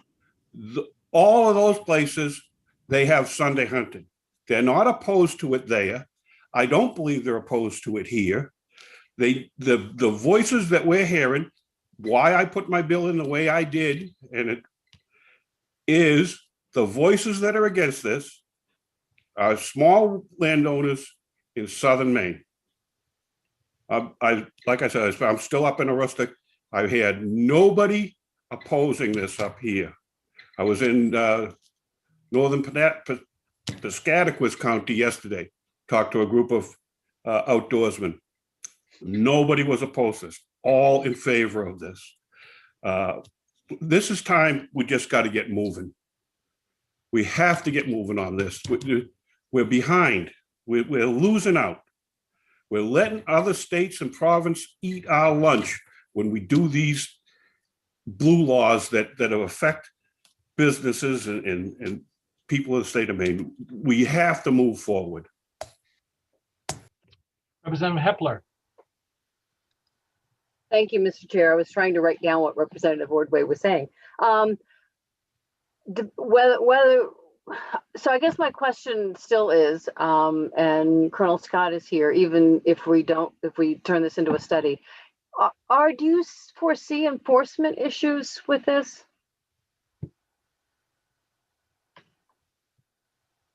I'll start with me answering that, Senator Dill. Yep, go ahead.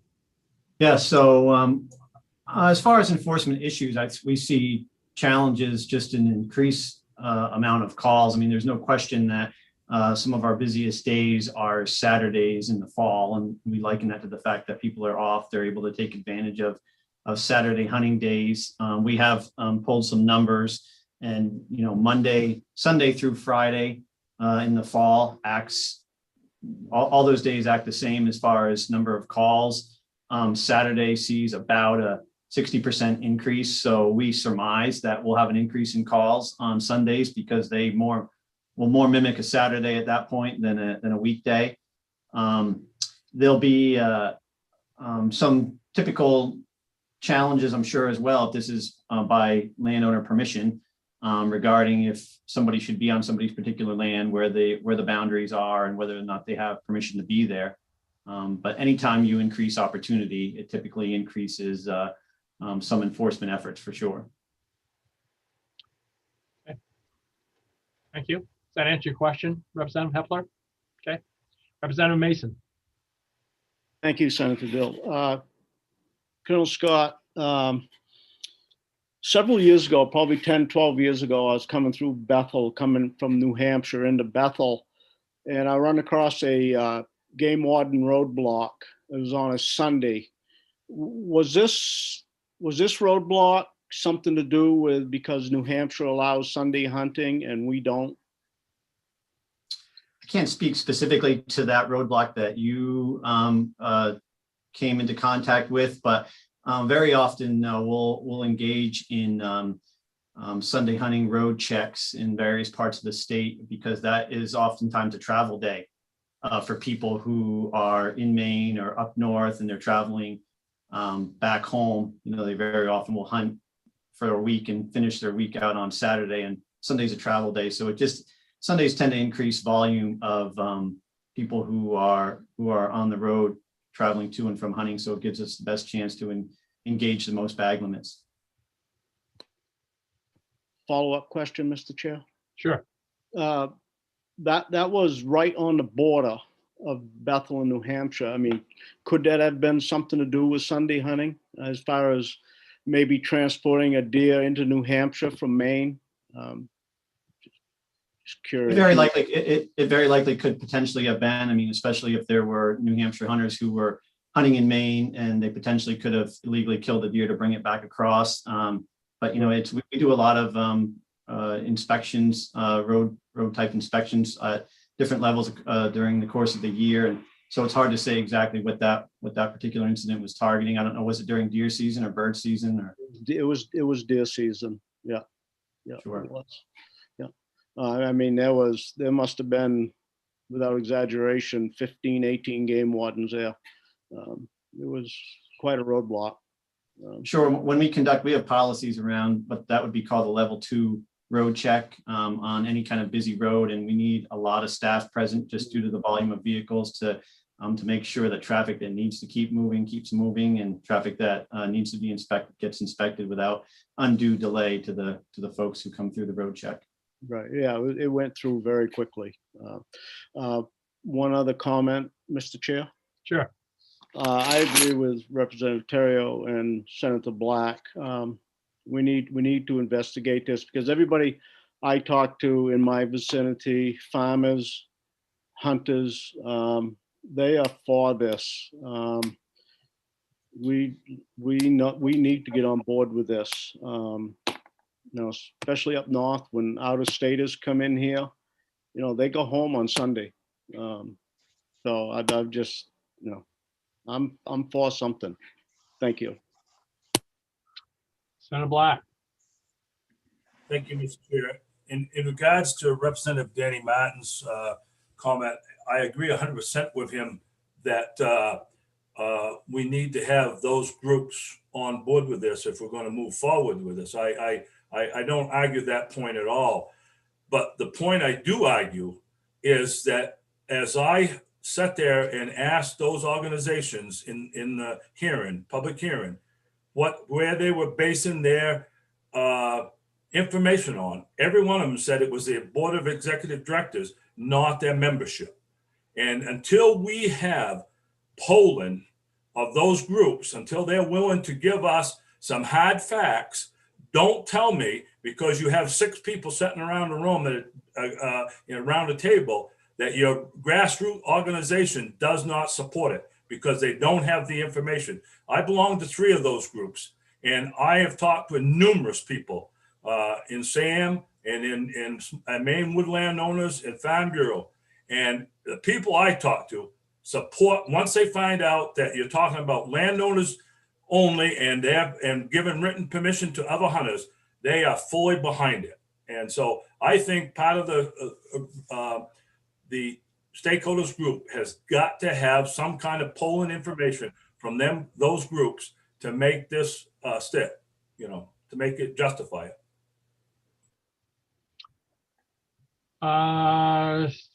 Representative Terrio. Thank you, Senator. This is for the Colonel. How many violations do you get for people hunting on Sunday now? I understand that when Deputy Commissioner was a warden himself, he owns a record of like 17 Sunday hunters. So it's an activity that's going on now. I'd just like to know what the numbers are. That was one incident. But either way, they I don't have those at the tip of my fingers I could find out. I mean, it's not a common occurrence, but it does occur, and we address it typically with summonses, and it usually involves some other type of violation as well, like either night hunting or exceeding the bag limit, etc. Representative Ordway. I will just address 2 things there. One, I did have an old timer over here in Cross Lake that was opposed to Sunday hunting because he said that's the only day you can hunt without orange. And to Senator Mason, to Representative Mason's thing over there in Bethel, it's impossible to hunt in New Hampshire over on 113. It's very possible to hunt on 113, and the only way to get out of New Hampshire hunting zone over in the White Mountain National Forest is to enter Maine and cross back over. So they could be, and it's either end of 113 comes into Maine, but it's possible to hunt in New Hampshire there. Representative Landry. Yeah, I agree with the conversation, the way we're going, and the need for a study group. I'm hearing from a lot of people who are against it, as well as a lot of people who are in favor of Sunday hunting. And when I speak with those who are against it, most of them really don't realize we're talking about on your own land or on land with permission only. So incorporated into this whole discussion has to be some education as to where we're going with it. And I'm 50-50 on the people I talk to around here. So, I really feel we do need to carry this over and study it. Representative Lightfoot. It sounds like this committee is going to kick the can down the road again, as far as I'm concerned. Senator Curry. I think thank you, Mr. Chair. I think one of the things that I also heard is, so there's fear of consequences. There's fear of people will post and with that. And then there's also fear of the political consequences. Well, if one day a week I have to get written permission, will the next kind of political step would be, well, why don't we lose the default and where you have to get permission all the time. And so I'd love the stakeholders group or whoever is doing this study to try to answer those questions. Try to get at what's this is looking at this is all cultural. This is our cultural ecosystem around access to the land and hunting. And I'd love to be able to get at that question is, will we really see a drop of access, or how people access it? I don't know how to get that through just the stakeholders, though. All right, thank you. All right, we're going to have to arm wrestle here between the commissioner and the colonel. They both have their hands up to comment, but I will go with the commissioner first. Thank you, Senator. I guess I am just asking, should the committee move forward with the stakeholder group? It would be really helpful if you could put some specific parameters on what you want us to review. So are we to look at just hunting with written permission, or do we look at all Sunday hunting, or do we look at a specific season, or as was pointed out by, I think, Tom Doak, right now with all the various hunting seasons, there are opportunities through an extensive portion of the year. So do you want us to look at, whatever, but I need some parameters around how many kind of variations you want us to review. Unfortunately, Commissioner, I think you hit it on the head. There's a lot of scenarios there, and I think it would be great if you came back to us and said something to the effect of, it's only November, it's just for the deer season, it's with the parameters that Representative Ordway put on, that's the only section of the state that you can do it in, and it's a 3-year trial. If you could do something like that, that would be awesome. But I realize that means that kind of opens it all up for you to try to narrow it down, but I'm not sure how we as a group can really narrow it down without you coming back with something. I realize that's not giving you much guidance, but I mean, that's kind of where I'm thinking. Is there going to be any funding available for this? Because we're going to need some more staff. Colonel Scott. As a follow-up to the last question, I did have some of that at my fingertips. I stand corrected. It's there were 3 Sunday hunting cases in 2018, 4 in 2019, and 3 in 2020. Those were summonses, and then warnings were less than that in each year. Okay, thank you. Senator Black. Thank you, Mr. Chair. I guess in regards to the commissioner, one thing I would say is I would not be in favor of opening it up to all land. I mean, it would be landowners and landowners' permission. That would be, I'm not in favor of opening up the state. I think that would be a direct cause of posting, and we'd lose a lot of ground.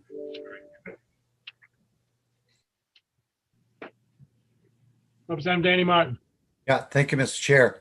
If we do move forward with what Representative Terrio suggested, once the commissioner and the department meet with all these interested folks, I'm sure the commissioner's office will be hearing what it is, if anything, that those folks could agree on Sunday hunting.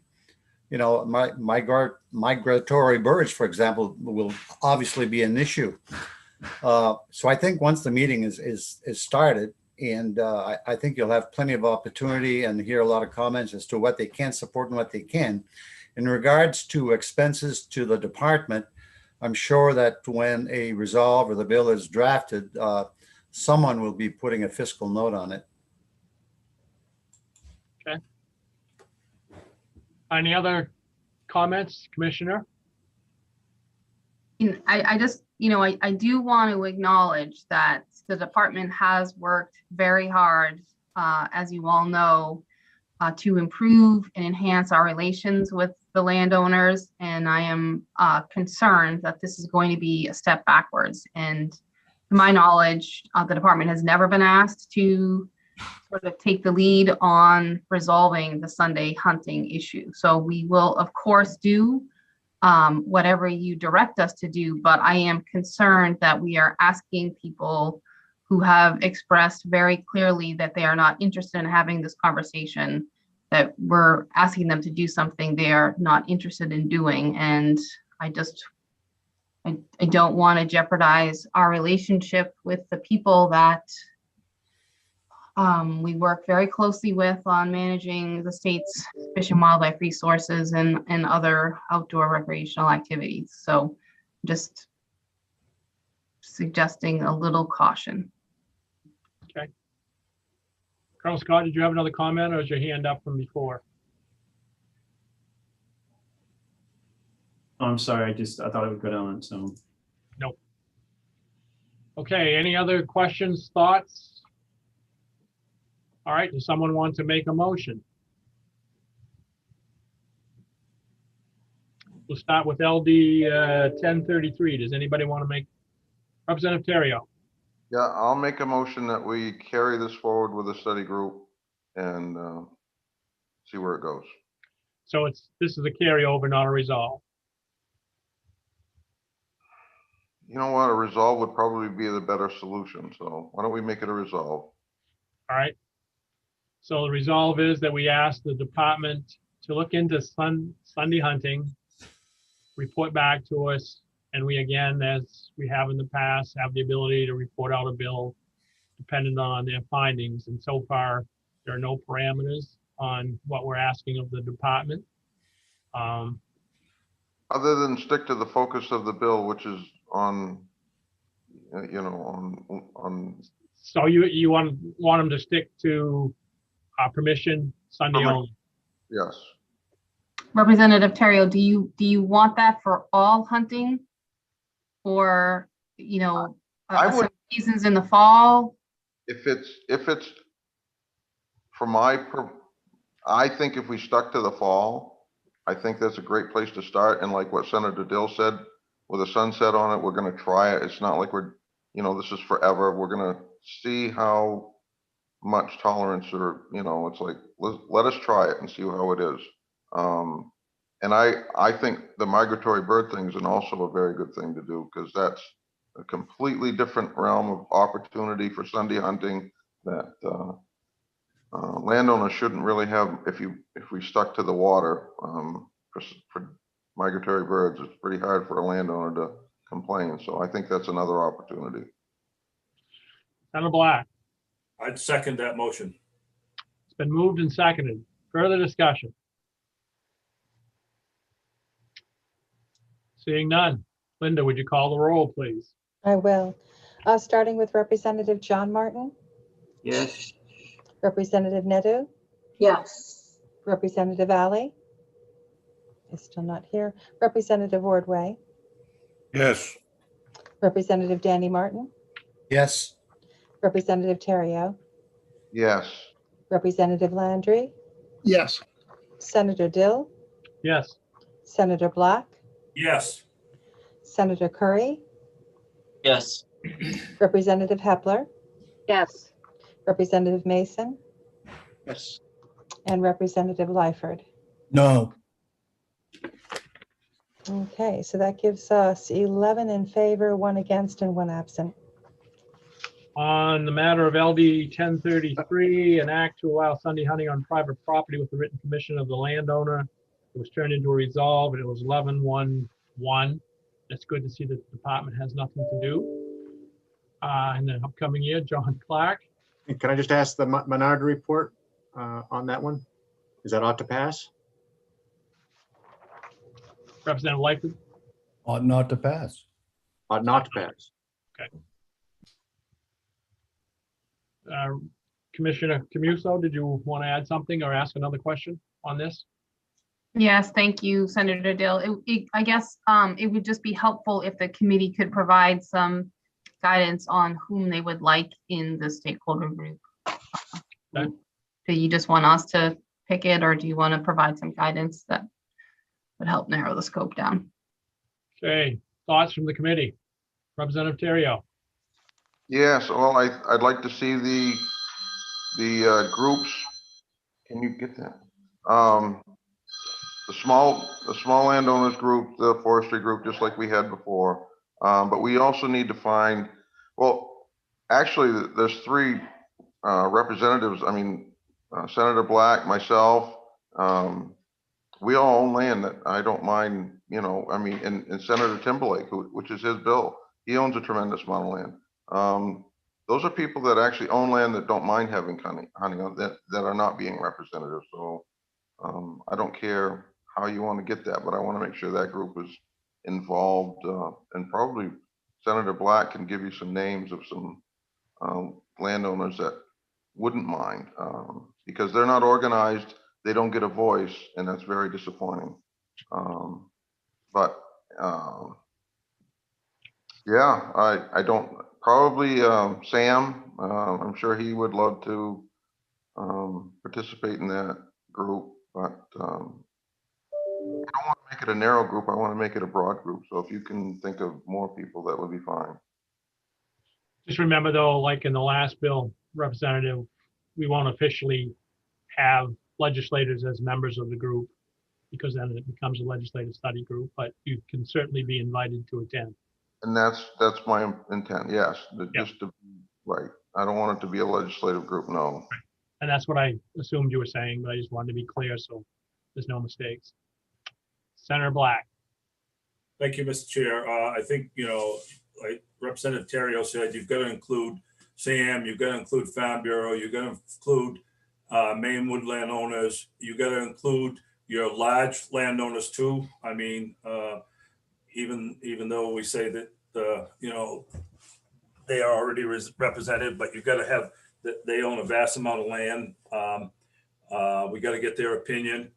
And you've got to somehow, we've, you know, got to get polling from those groups. If they're going to be involved, they need to be able to poll their groups. And so there's going to be a little bit of burden put on them if they want to be, you know, if they want to be part of the study, I would think.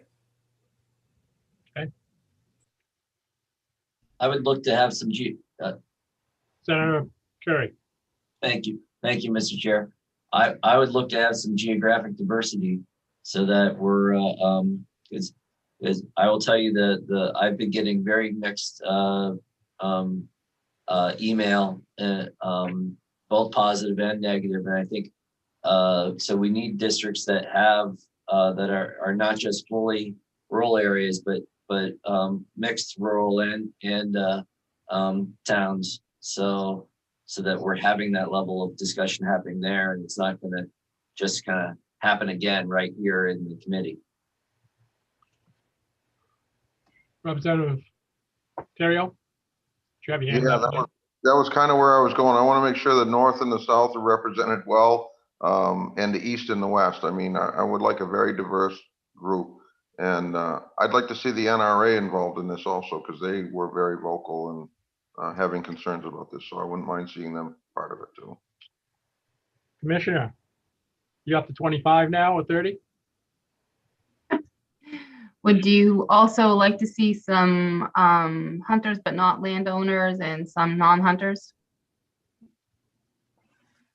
I don't think the hunters are as important as the landowners.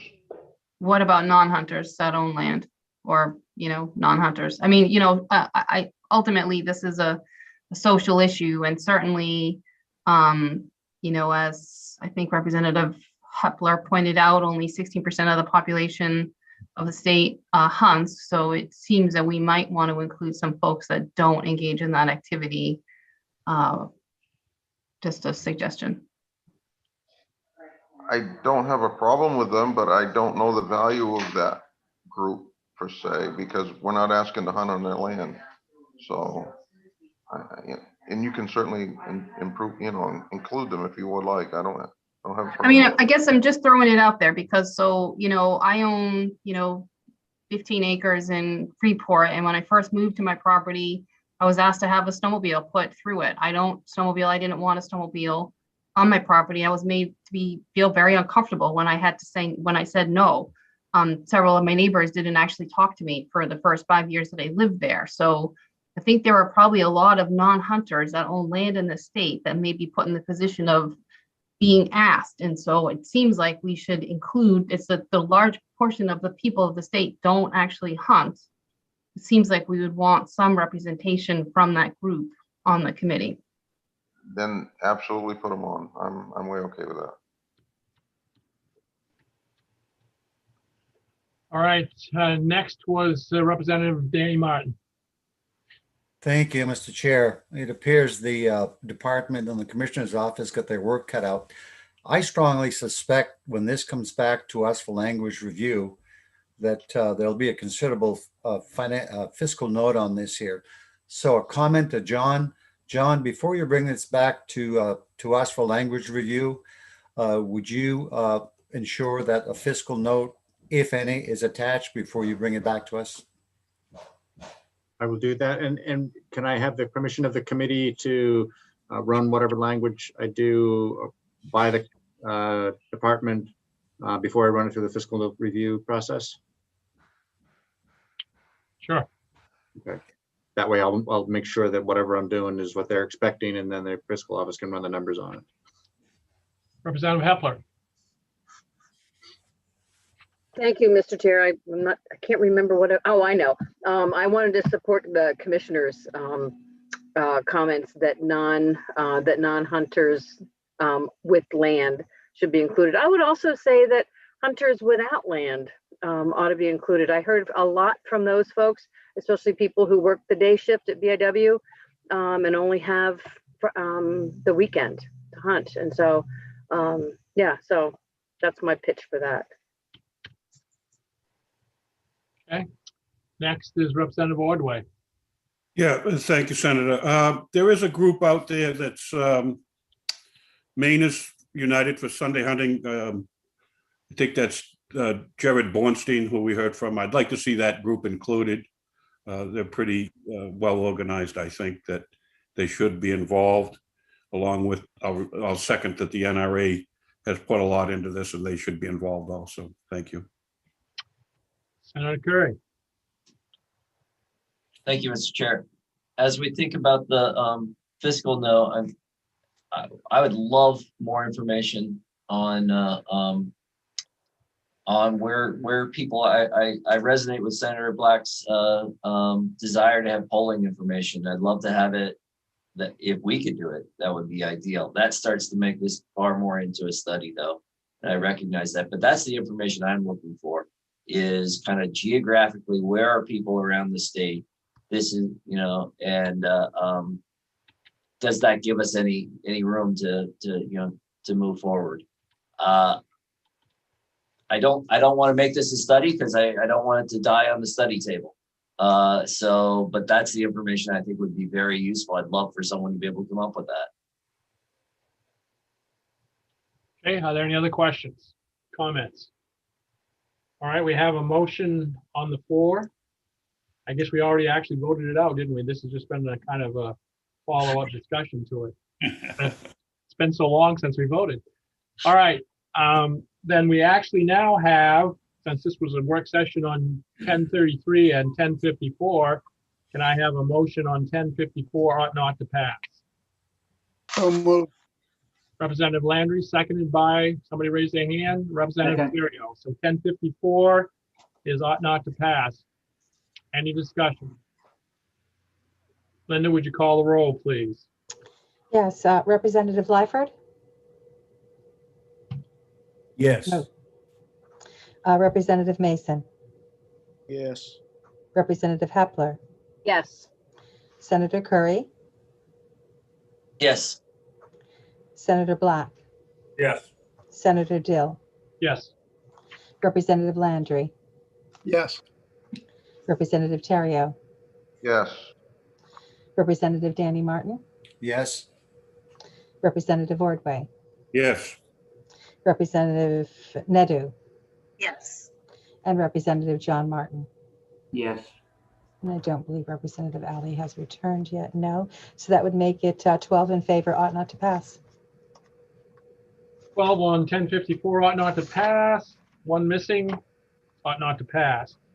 I will close the hearing on the work session on LD 1054 and 1033, and we'll move on to LD 1212, an act to allow Sunday hunting north of US Route 2 from the New Hampshire border to Bangor, north of Route 9 from Bangor to the Canadian border, and within that portion of the White Mountains National Forest inside the state. I would assume that this would be an ought not to pass. We'll let Representative Ordway, I would come back to you. Yeah, thank you, Senator. Yeah, I'm still going to want to go forward with this. I would offer an amendment to it, or a couple of amendments, but I really would like to see it go forward. I think it's time. And my amendment would be to allow Sunday hunting in the unorganized territories, the White Mountain National Forest, in the deer and moose seasons, and I would be willing to put a sunset on it to see how it works for 3 years. That's a motion. That's a motion. Is there a second?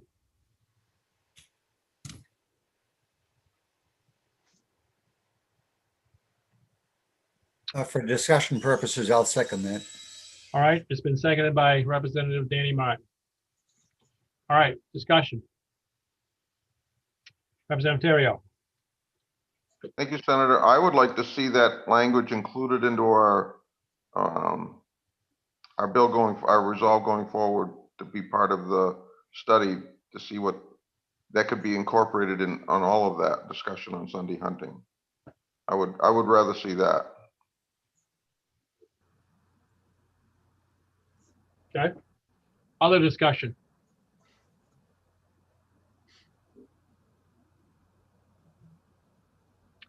Anybody you need to hear from?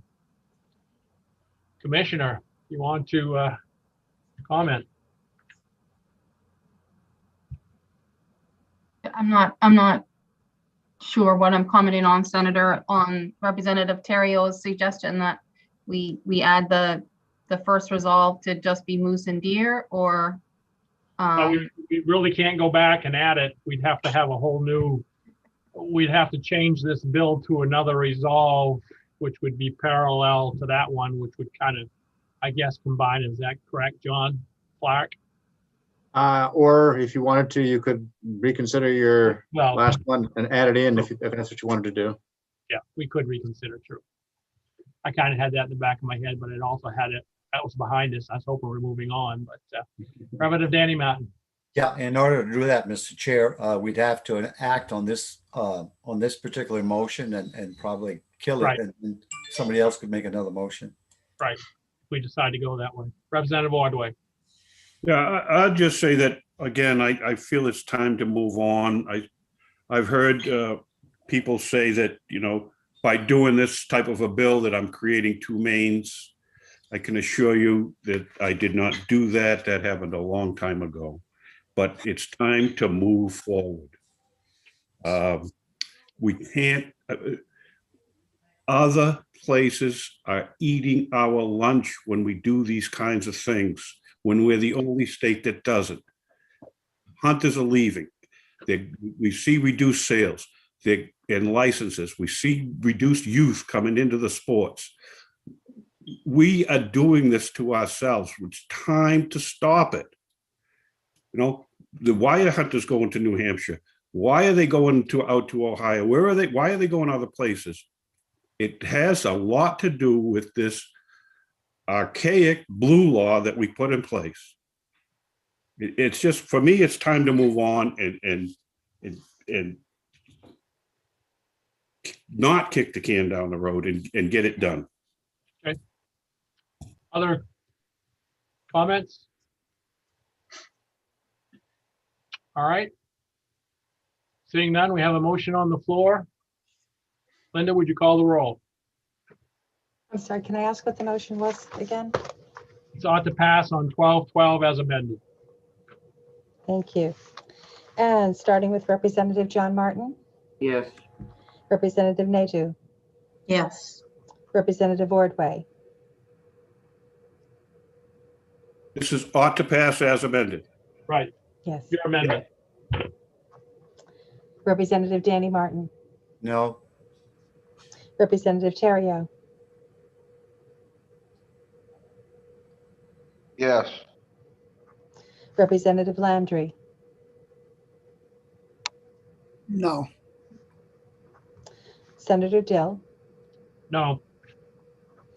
Senator Black, No.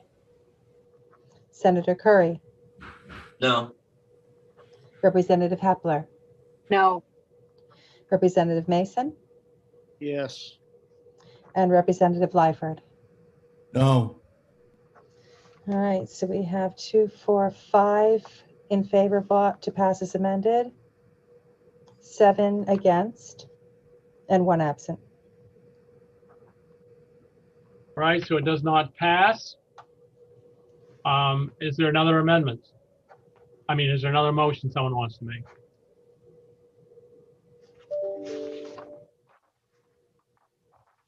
I'll move on, not, Okay. I'll Senator move Curry? on, not, I'll move, thank you, Mr. Chair. I'll move on, not to pass. It's been moved ought not to pass. Is there a second? Seconded by Representative Hepler. Any discussion on this? All right, please call the roll, Linda. All righty. Representative Lyford, Ought not to pass, yes. Representative Mason, Yes. Representative Hepler, Yes. sorry, Senator Curry, Yes. Senator Black, Yes. Senator Dill, Yes. Representative Landry, Yes. Representative Terrio, Yes. Representative Danny Martin, Yes. Representative Ordway, No. Representative Nadeau, Yes. Representative John Martin. No. So 10 in favor, 2 against, and 1 absent. On LD 1012, it's 10-1 ought not to pass. And I'm Divided assuming, with 4. Yes. What is and I'm the, assuming that, Yep, go ahead. and the minority report would be the ought to pass as amended. Yes. Okay, I will close the hearing on LD 1212, open up the, work session, and open up the work session on LD 1213, and act to provide the option of online or telephonic tagging of harvested big game animals. John? Okay, so this bill would require the commissioners to develop a bear, deer, moose, and wild turkey registration that includes the use of a computer, telephone, or mobile electronic device in lieu of presenting the animal at a tagging station for registration. The person using the system would receive a unique registration number attached to the animal in lieu of the seal. As you know, the Representative Martin has an amendment that he has proposed, and I believe everyone has received a copy of it. I'm happy to describe that or turn that over to Representative Martin to describe. All right, Representative Martin, would you like to describe the amendment? Thank you, Mr. Chair. No, what I would like is, first of all, I want to thank the department for communicating with me regarding this matter. And I am pleased, as I mentioned in the public hearing, to turn this LD into a resolve. And hopefully that we can get some consensus on all of this. You've all been mailed a copy of the resolve. And I want to share with you that it's my understanding that it's a two-part resolve, section 1 and section 2. There is consensus and agreement between myself and the department on section 1. However, on section 2, the part 2, there is somewhat disagreement. So if I could ask John, with your permission, Mr. Chair, to put my resolve up on the screen, would that be okay? Yep, that'd be fine. Okay, just give me a second and I will have it right up. Figuring out the details here again. Share screen.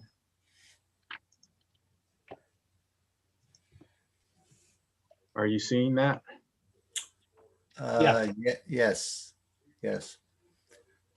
If I may, Mr. Chair. Sure, go ahead. Like I said, it's my understanding, and we might want to hear from the Commissioner's office or the Deputy Commissioner in regards to section 1.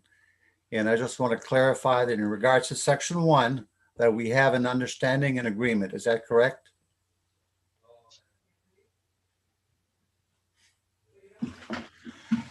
Tim, are you on? Yes. You know whether the commissioner is going to answer or not.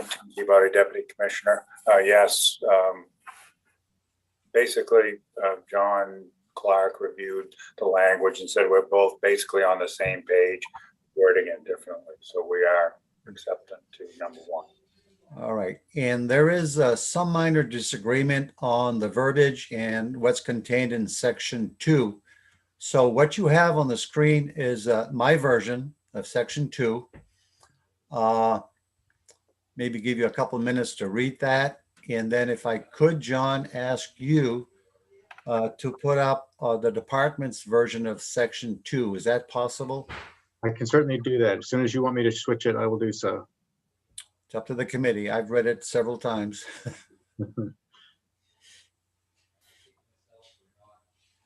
Are people ready to have it switched over? Yep. Okay, so I got to unshare.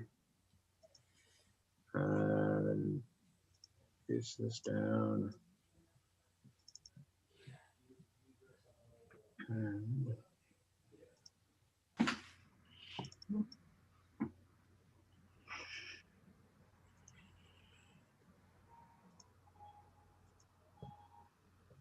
And here we should now be seeing the department's section 2 right there.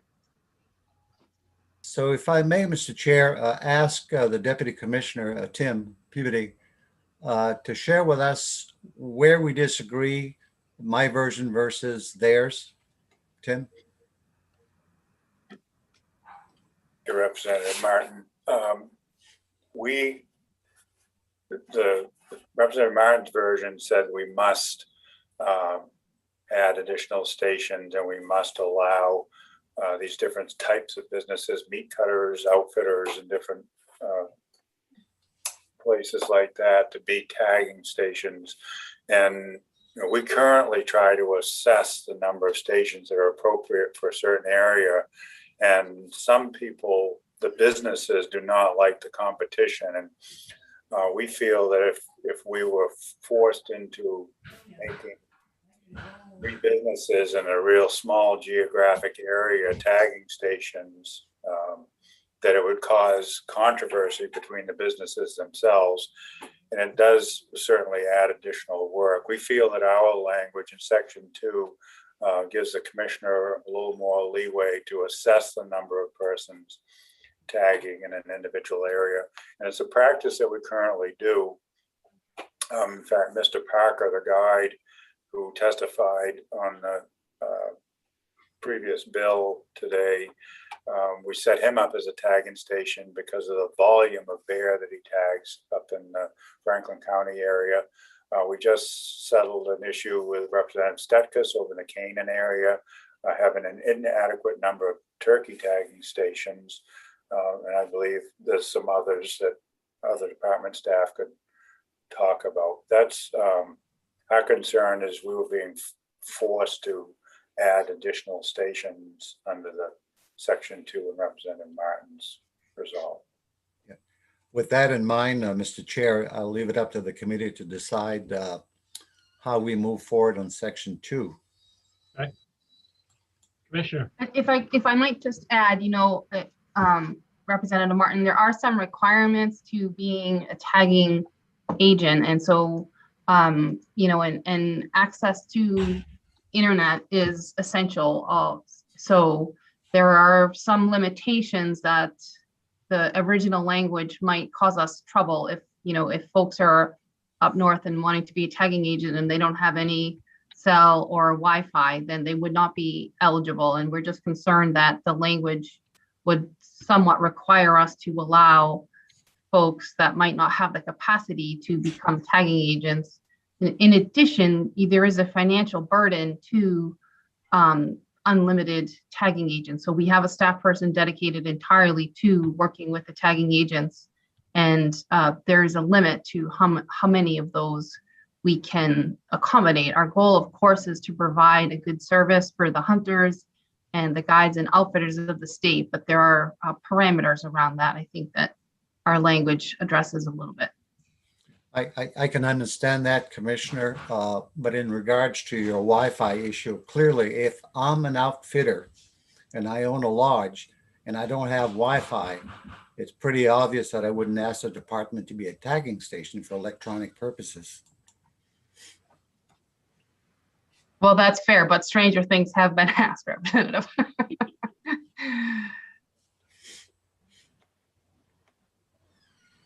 Representative Terrio.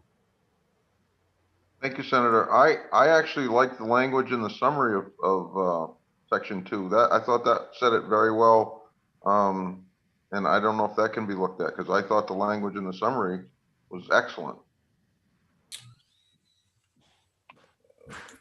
Which version, Representative Terrio? On your version, what was put in for a summary on your bill, I said that's actually says it a little better. That it doesn't say must, and it gives the department a little bit better language. I thought it read very well.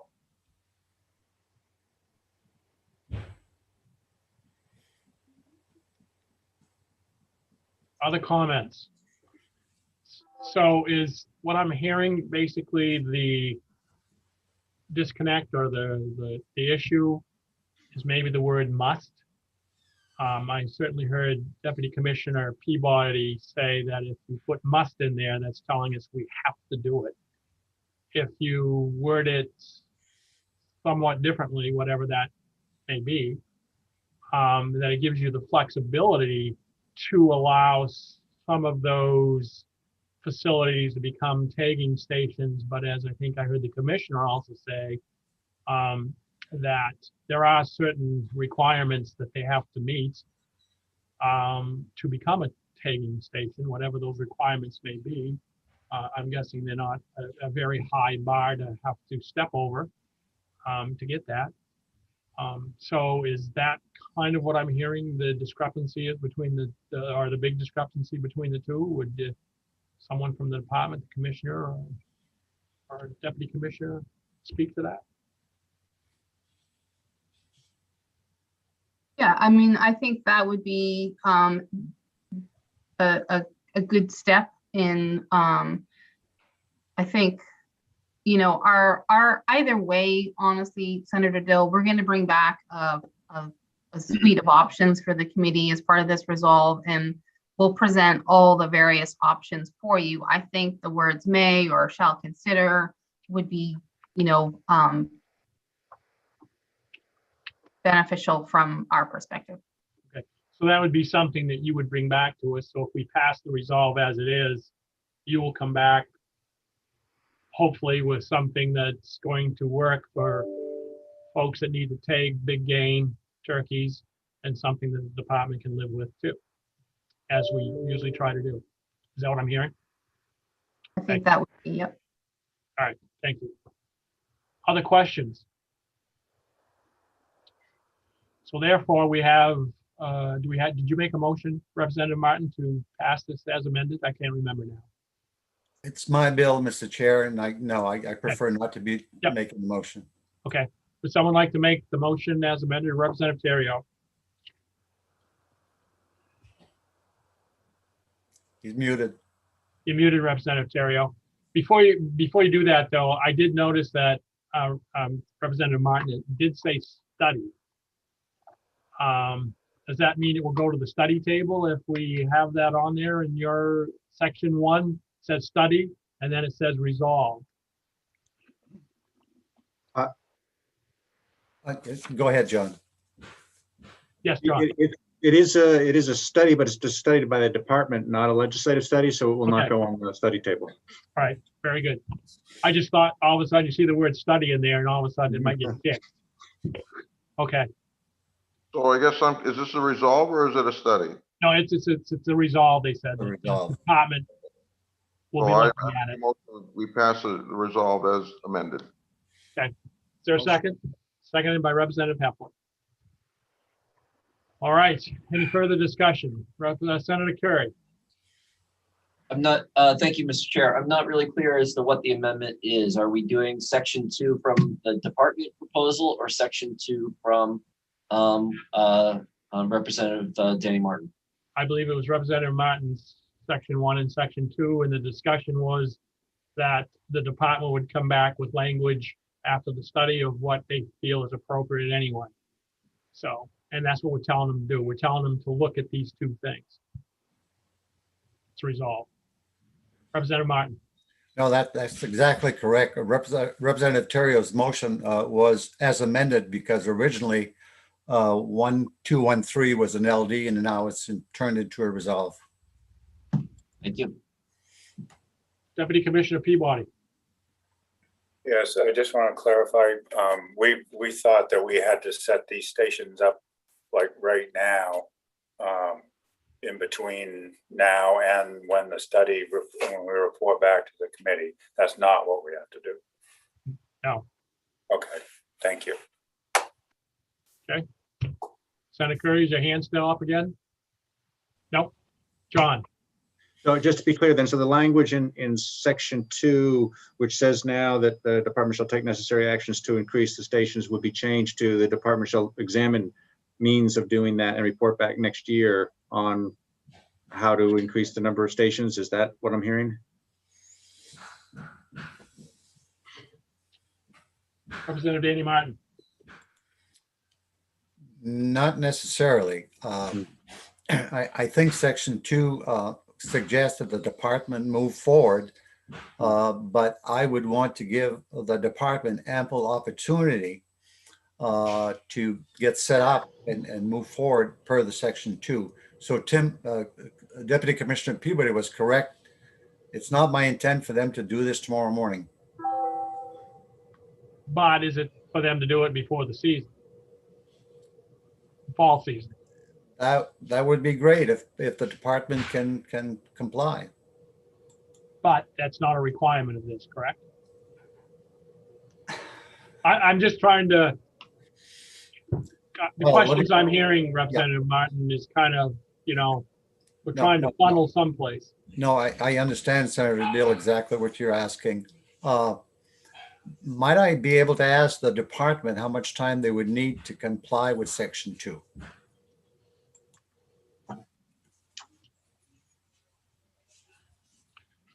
Well, I think before they answer that, Representative, that would go back to the question I asked about the must, and then that after we had the discussion, I thought it was that they would come back to us, and it may not be must, it might be may or shall, or whatever the appropriate word is, because some of these places may be able to be tagging stations, some of them may not, but I think their concern, if I'm not trying to put words in the mouth, but at least what I heard, was that they were concerned about the words must turn all of these different things into tagging stations, and there are parameters, and you know, do you need 4 of these in one little town? I think it's those questions.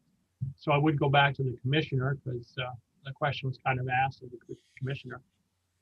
Yeah, thank you, Senator Dill. I think we absolutely need the ability to determine how many tagging agents are necessary in a given area. And the word must implies that anybody that applies is going to be granted that opportunity. And that is a challenge for us. And we don't think it's a viable option.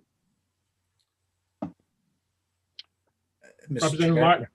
Yeah, thank you, Mr. Chair. No, that's great. And I can understand where the department is coming from. However, the pending motion that I believe Representative Terrio made includes my version of section 2.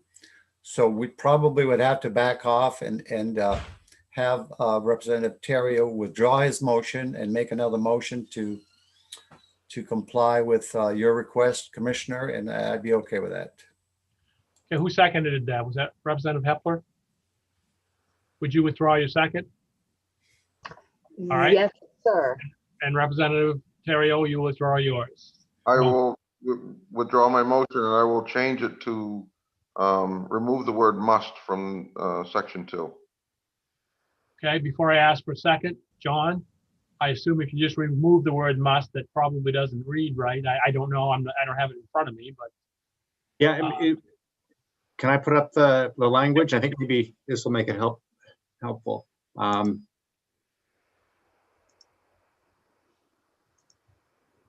So I think if you see the language there, I think in the second part, there's two sort of musts. It says in taking actions to increase the stations, the department must allow these facilities to apply to be selected. So that could be changed to may allow these entities to apply. And it also says may not require these new stations to operate for these various things. And this could be changed to may waive the requirements for. Is that what I'm hearing? So then these entities may be allowed to apply and the commissioner may waive these requirements, and that gives them more flexibility. I'd be okay with that. Sounds like a, Commissioner? Yep. Commissioner, does that work okay for you guys? Yeah, I think that's better. Thank you. Okay.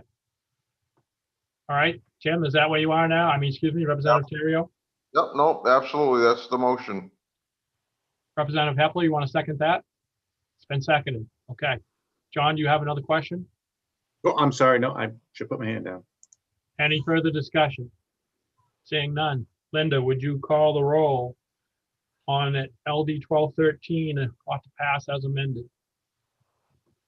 Yes, I will. And beginning with Representative Martin, John Martin. Yes. Representative Nadeau? Yes. Representative Ordway? Yes. Representative Danny Martin? Yes. Representative Terrio? Yes. Representative Landry? Yes. Senator Dill? Yes. Senator Black? Yes. Senator Curry? Yes. Representative Hepler? Yes. Representative Mason? Yes. And Representative Lyford. No. So that makes it 12 in favor, 1 against, and 1 absent. That's 11-1-1, right? 12-1-1. No, I'm sorry, you're right. 11-1-1. Forgive me. John? And I assume the minority report will be ought not to pass? Correct. All right, on LD 1213, an act to provide the option of online and telephonic tagging of harvested big game animals ought to pass as amended 11-1-1. It passes, and I'll close the work session on 1213, and we'll go to the work session. I'll open the work session on LD 1474, an act to promote outdoor recreational opportunities for Maine students. And again, I'll go back to John. Okay, so just a reminder to you about the history of this bill. Last year, as you recall, LD 1932 was unanimous committee amendment that created a temporary exception to the guide license for schools conducting certain outdoor recreational trips, and was going to create a task force to develop a new certification process for educational institutions to do guiding without a guide license.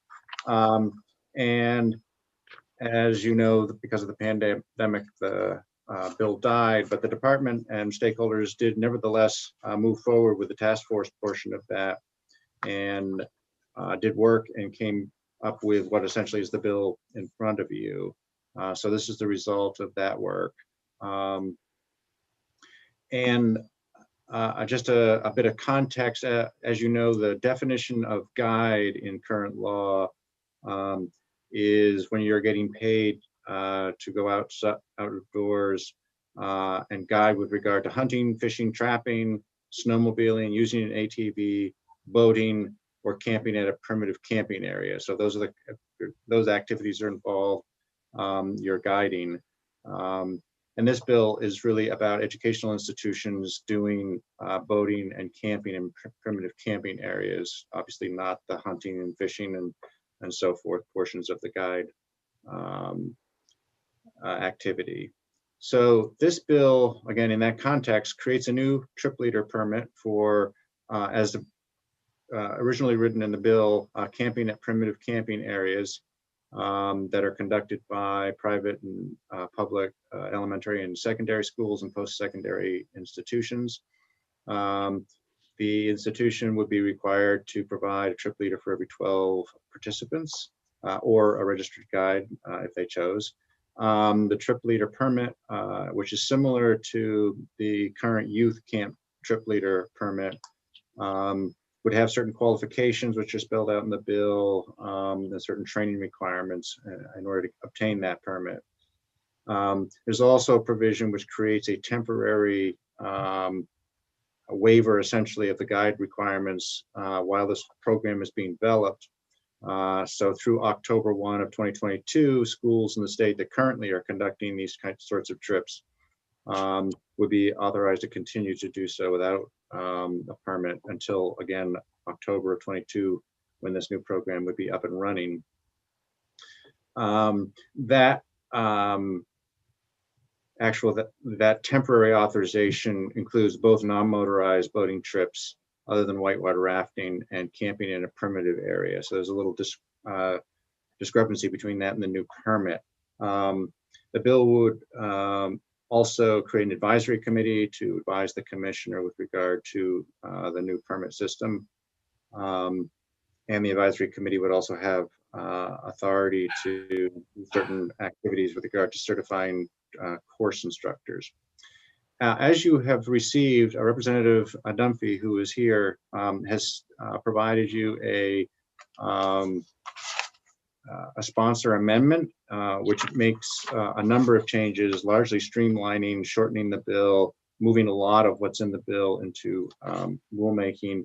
There are a number of technical and sort of mainly technical issues that I listed in the bill analysis that I sent you, and all of those are addressed in the amendment. So rather than try to go through and talk about those, the amendment that Representative Dunphy has offered addresses all of those.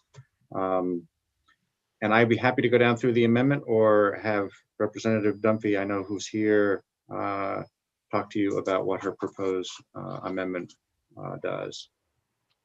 Yeah, I'll turn to Representative Dunphy. Welcome this afternoon.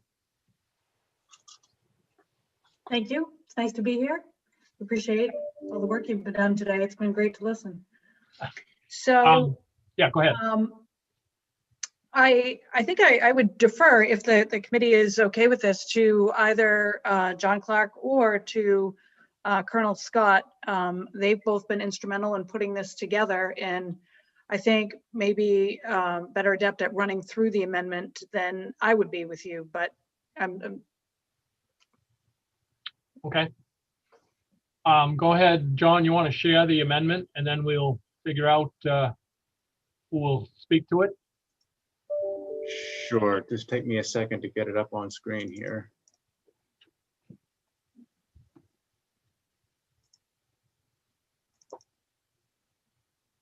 All right, I hope you're seeing now 1474 sponsor amendment. Emergency preamble? Yeah, okay. So John, you want to run through it or do you want the Colonel to Sure. run through it? I'm happy to run through it unless if the Colonel would want to, I'm happy to defer, but either way. Why don't you run through it, John, and then we'll have the Colonel fill in anything that he thinks needs to be added if there is anything. Okay, the first thing the amendment does is adds an emergency preamble. As you know, that there is the temporary provision in the bill that provides for the schools that are doing this to continue doing this until the program is up and running. And this emergency preamble would ensure that temporary authorization is in place as soon as possible. So that's the first part, the emergency preamble. This section 1 of the bill is removed. That's a reference to the advisory committee. This amendment in several places has references to the advisory committee that's created. And what this amendment does is remove all those references and move all of that to the department by rule will establish the advisory commission. This section 9 that's amended in the bill, this is the part which creates the exception to the guide license under the current law and provides both the exception for the new trip leader permits and also again the temporary exception for the schools that are doing this now. And this just sort of clarifies the language. This is the language that's going forward with regard to the new program, those who are conducting these outdoor educational trips. And then this is the temporary authorization for those that are doing it now until the new program is up and running. This just mainly changes the terminology and makes sure that everything's consistent, both the new permit and the temporary authorization. And part of that is the educational institution outdoor educational trip are now defined in a new section, and this cross references that, so everything sort of fits together. The next piece is where the real most significant aspects of this amendment occur. In the bill, section 10 has a lot of detail in it about the qualifications, the training, what's in the course that the training has to involve, and so on and so forth. This amendment replaces that and streamlines it, so most of that is in rule. So the first thing is it provides a definition of educational institution, which is essentially what was in the bill, but it also makes it clear this is not limited to in-state institutions, and the department by rule can make it very clear what the universe of educational institutions are, but we're still talking public, private schools and post-secondary institutions. The outdoor educational trip is defined, and this is again essentially in relationship to the definition of guiding. So and a trip that is governed by this new program is one that includes non-motorized boating or camping at a primitive camping area, but expressly does not include fishing, hunting, trapping, or the use of snowmobiles, motorboats, or all-terrain vehicles. So that clarifies the scope of what we're talking about here in this new program. The permit requirement is here, and this is the same as the bill. For every 12 participants, you need to have a trip leader or a guide. The prohibition is essentially the same as what was in the bill. The difference here is the original bill, it was a criminal offense if you violated this section, didn't have a permit, and this makes it a civil violation. The fine is the $50 that was in the bill, plus an amount equal to twice the applicable license fee, the guide license fee, or the permit, the new trip leader permit fee. That would be the penalty. Then very broad language that just authorizes the commissioner to issue or reissue these permits in accordance with the rules that the department adopts. The fee is the same as what it was in the bill, except the renewal fee is now $20 to make it the same as the original issuance fee. And that is actually administratively helpful for the department so that it doesn't look like a different permit in their system. And then the rules, the department is directed to adopt rules that establishes the advisory commission, qualifications for persons who are going to get the permit, qualifications for the people who are going to train people who want to get the permit, procedures for reviewing complaints against both the trainers and the people who hold the trip leader permits, and then any other standards, conditions, or procedures that are necessary for the department to implement this program. Enforcement is the same as what was in the original bill, just some wording changes with regard to the advisory commission since it's now in rule. Again, section 11 simply removes the advisory committee again because it's going to be in rule. And section 13 is removed because that was another reference to the advisory commission or committee. So those are the changes that this amendment does. Again, mainly streamlining, moving an awful lot of the stuff that was in the bill into rulemaking, basically preserving the basic structure of the original bill. Great. Are there any questions for John? Yes. Colonel Scott, anything you want to add? No, John really had a very complete summary, basically hit the nail right on the head. The short version is the task force did a lot of very detailed work during this process to lay out really a tiered structure for this program, including the advisory committee, the program administrators, the instructors, the trip leader themselves, and responsibilities and training around each of those topics. The original bill that was printed basically had all that detail in the bill. Once we read through that, we met with Representative Dunphy and many of the members of the task force and requested that we be able to put many of those fine details into rule. Where this is a brand new program, we expect that maybe early on in the first few years, there may be some changes or some tweaks we have to make to either the curriculum or the training requirements. And it's much easier to have that done in rule than in statute. But we have some notes down regarding a draft rule, which are fairly complete. And they basically track the recommendations of the task force and the bill as originally written. But even with the amendment, you can see that it's a fairly extensive bill, and to have all the details of every responsibility of everybody involved in the program would probably be a little excessive for the statute. All right, Senator Curry. Thank you, Mr. Chair. I'm curious, Mr. Clark, are you aware of any other state that has this law, or would Maine be unique in that way? I'm not aware of necessarily of any other state that has this specific law, but it's very similar to the trip leader provision. So there is a parallel there, but I don't know whether the department has knowledge of specifically for educational trips.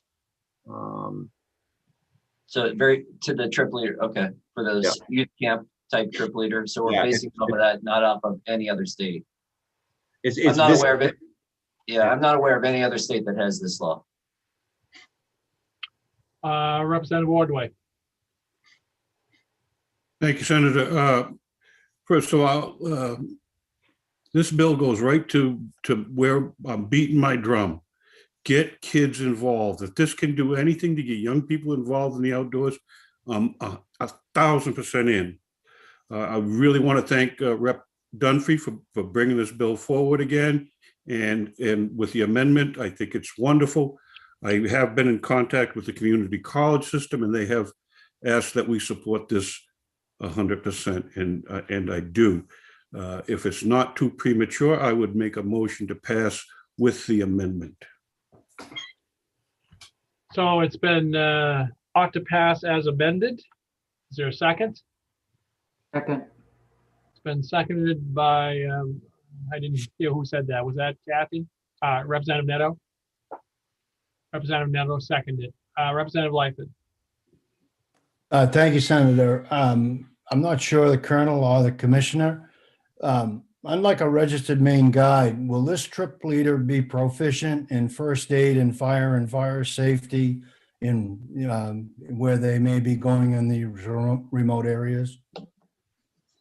Yes, sir. We have a kind of a starter outline of what the expectations for the curriculum will be.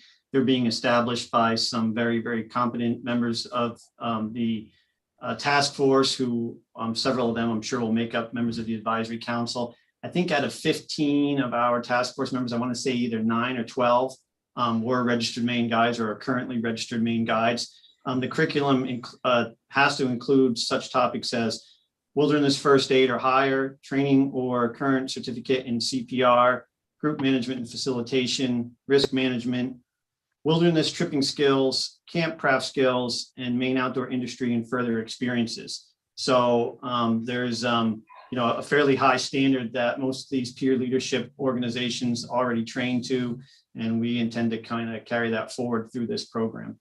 And there actually may even be some situations where they're held at a higher level than Maine guides, because I believe Maine guides are required to show CPR certifications when they first get their license, and not necessarily a renewal in the future, whereas this program requires the renewal to occur. Thank you, sir. Senator Curry. Thank you, Mr. Chair. Question for any of our speakers here today. I worked in the sector it's what brought me to Maine. I worked in university outdoor recreation, and I trained outdoor leaders and for outdoor trips, for college trips. And we didn't see a problem. And so And I think I worked under that section where people assumed there was the exemption. So is what changed is that there was a new interpretation that there was no exemption? Is that what's going on? That it was determined that that was not appropriate? I would answer that, Senator Curry, that it depended on who and when you asked. There were multiple interpretations. There's a variety of trips, some which are clearly special remuneration or extra remuneration for taking somebody on a trip. Others were, part of the professor or the science teacher's normal salary, and students are or are not paying. And this has been a question that's been out there since prior to my coming on in 1997. And we really just wanted clarification. Actually, we didn't want the clarification. Excuse me. We did, but so did the University of Maine system, as well as the Maine private colleges. They came to us and said, we really want some clarification around this. There were absolutely some trips which clearly were in conflict with the guiding law, and other ones which were a gray area. So likely, depending on how and when you asked, may have depended on what you received for an answer. So this was a way to clarify that, and also a way to ensure that these peer leadership outdoor trips can continue into the future, and everybody can be on the same page, including both in-state and out-of-state trips, because there are a lot of educational institutions from out-of-state that come to Maine as well.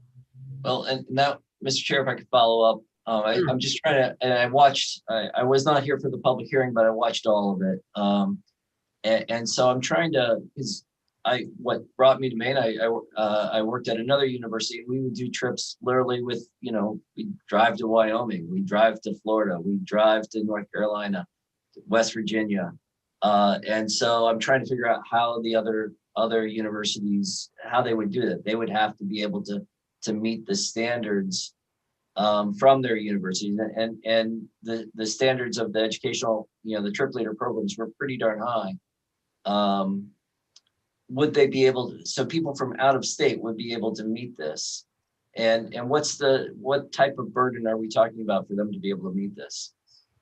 So I'll answer the earlier question you had first as well, because we have a lot of communication from Fish and Wildlife agencies across the country. And really the standards that we hold our registered Maine guides to are some of the highest and the best in the country. We normally have other states reaching out to us, wondering what our guide licensing process is, because they would like to mimic it. So I think in some of those other states that maybe some universities travel to, they probably have no guiding provisions. And that's why it hasn't been a question. Whereas in Maine, where we hold our guides to a very high standard, and we have a very well-established long history of registered Maine guides, those activities in some situations were in conflict with our law. So that's why we came up with these standards. And now for out-of-state universities, if an out-of-state university or educational institution decides that they want to come to Maine on occasion or once a year, or not as a routine part of their curriculum, they always have the option to hire a registered Maine guide. And that's why we involve the guides in this process extensively. And we have the requirement that the educational institution's administrator is a registered Maine guide. So if an out-of-state university calls and wants to know how they can participate in a trip in the state of Maine that involves either paddling or primitive camping, they can always hire a registered Maine guide. However, we wanted the option to be there that if, let's say, Syracuse University or UNH or somebody called us and said, listen, we make a lot of trips to Maine. We want to be part of this program. Is there a way that we can, have our own administrator, which meets the minimum standards, and work with you folks, your advisory committee, to meet the certification and have our own educational trip leaders? We wanted that to be an option as well. So, the short answer for somebody who just comes here once in a while is you can reach out to our extensive network of registered Maine guides and have somebody accompany you. If you're a university that wants to do much more extensive trips and have it be part of your regular program, this advisory committee will support you in coming up to the standards and training your trip leaders to the standard that we require here in Maine. Representative Ordway.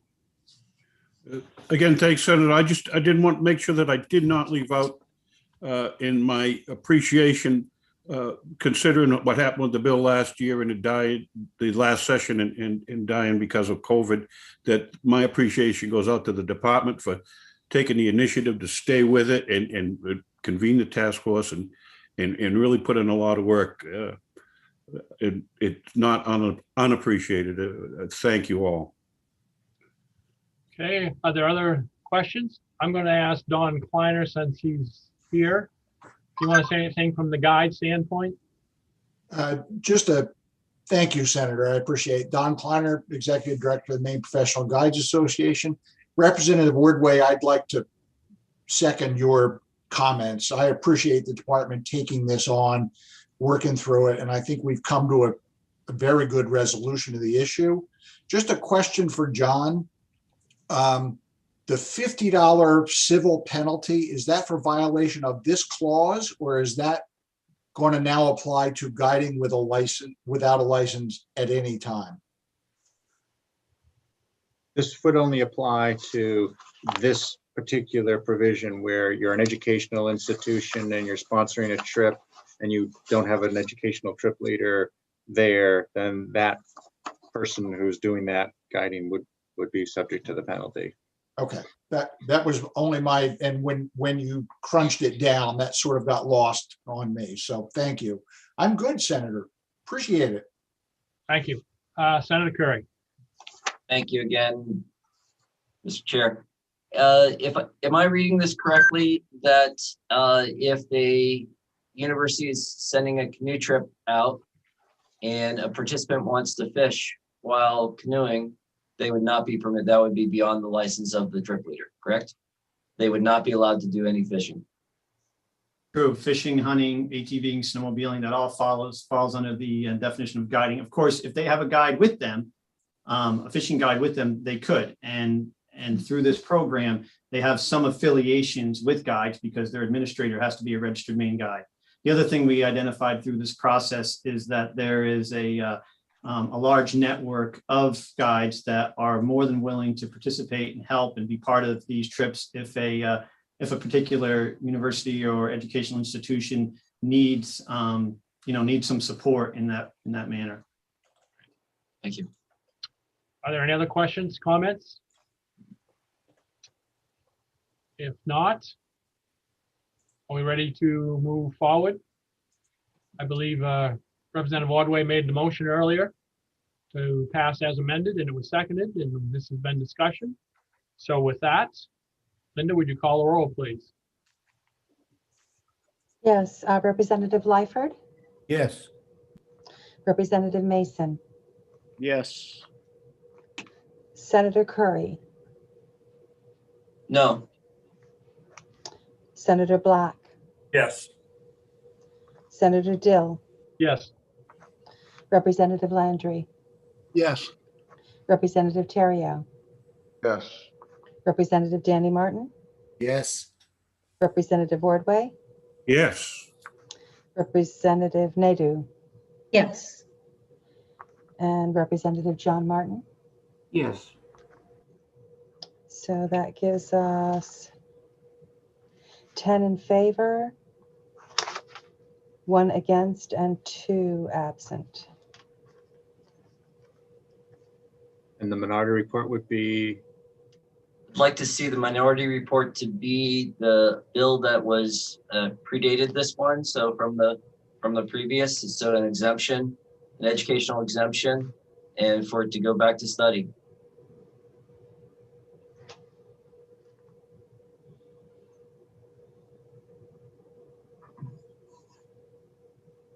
All right, on LD 1474, ought to pass as amended, 10-1-2, it passes. And I'll close the work session on LD 1474. John, is there anything else to come before us? If you have a little stamina, I could do some language reviews, or it can wait. Why don't you start them? Just so you know, I have to leave at 2:30, but we'll do what we can, and then you can continue without me with Representative Landry. So the first one I have, let me see.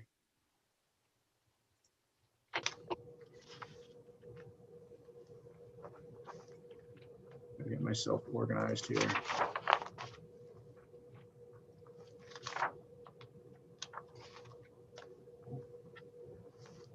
Let me pull this up. The first one will be the Kai's Pond amendment. And let me make sure that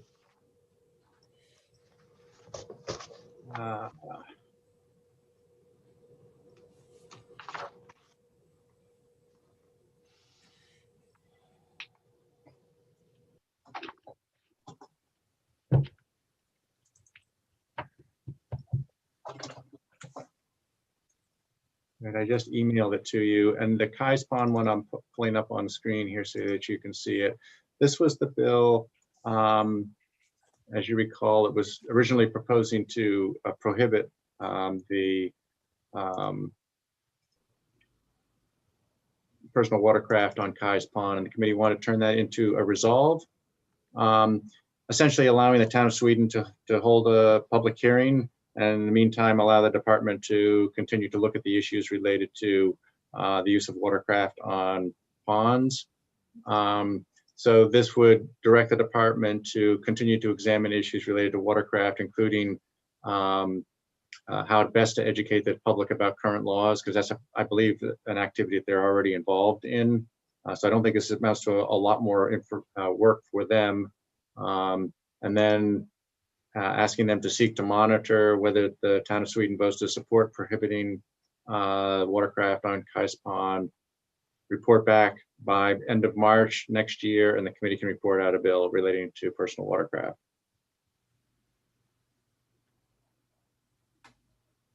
Okay. So that's that one. And if there's no questions, I'll move to the next one.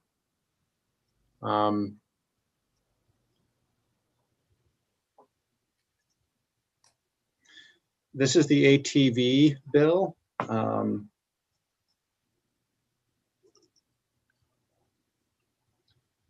So as you recall, this was a bill that had a number of provisions in it, and there were several changes that the committee made. One was relating to antique ATV, and that was to make sure that the definition included this substantially maintained in its original or restored condition. That had been in the section where you could register that made that limitation, but now that's been moved into the definition. So an antique ATV is one that's more than 25 years old and is substantially maintained in its original or restored condition. If you have that, then this provision allows you to register it. The fee is still what's in the bill, was the $33. The other change was all the funds from that were to go into in the bill to the ATV Recreational Management Fund, and the committee changed that to the ATV Enforcement Fund in IFW. And I note that there is still a fiscal note issue associated with that, which would be useful to hear from the department on. They may want to suggest further changes to address that. So before we go there, we could either stop there, or I can just go. Let's stop there and hear from Deputy Commissioner Peabody. Okay. Mr. Chair, I have learned since we had discussed it before that having it all go to the ATV Enforcement Fund would trigger a fiscal note to the general fund for potentially around $60,000. It appears the only way we're going to avoid a fiscal note would be to keep the registration fee the way that it currently is for ATVs at $45. $33 was just mirroring the snowmobile antique registration fee, which is probably a little bit behind the times.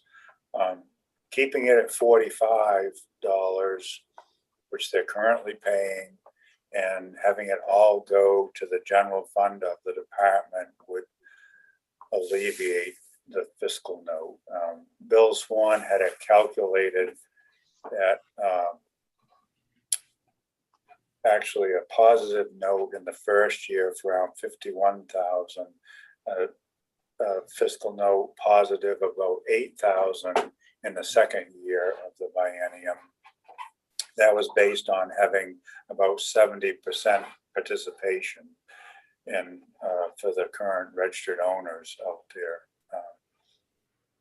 If you want more technical explanation, Bill is on the call here and he can add that in. But as it's currently written, that will trigger a fiscal note to the general fund.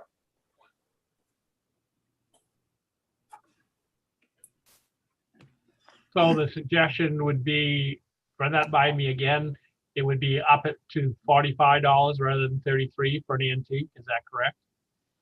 Yeah, essentially you'd be keeping the same registration fee that they're paying right now, that's correct. Right, and then all of that would go to the general fund. So none of it would go to enforcement, or is a portion of that go to enforcement anyway? Most all of it goes to enforcement anyways of the revenue. A good portion of it does to support the warden service time right now. And the way the statute's set up, when we say the word general fund, it comes back to the department. Okay.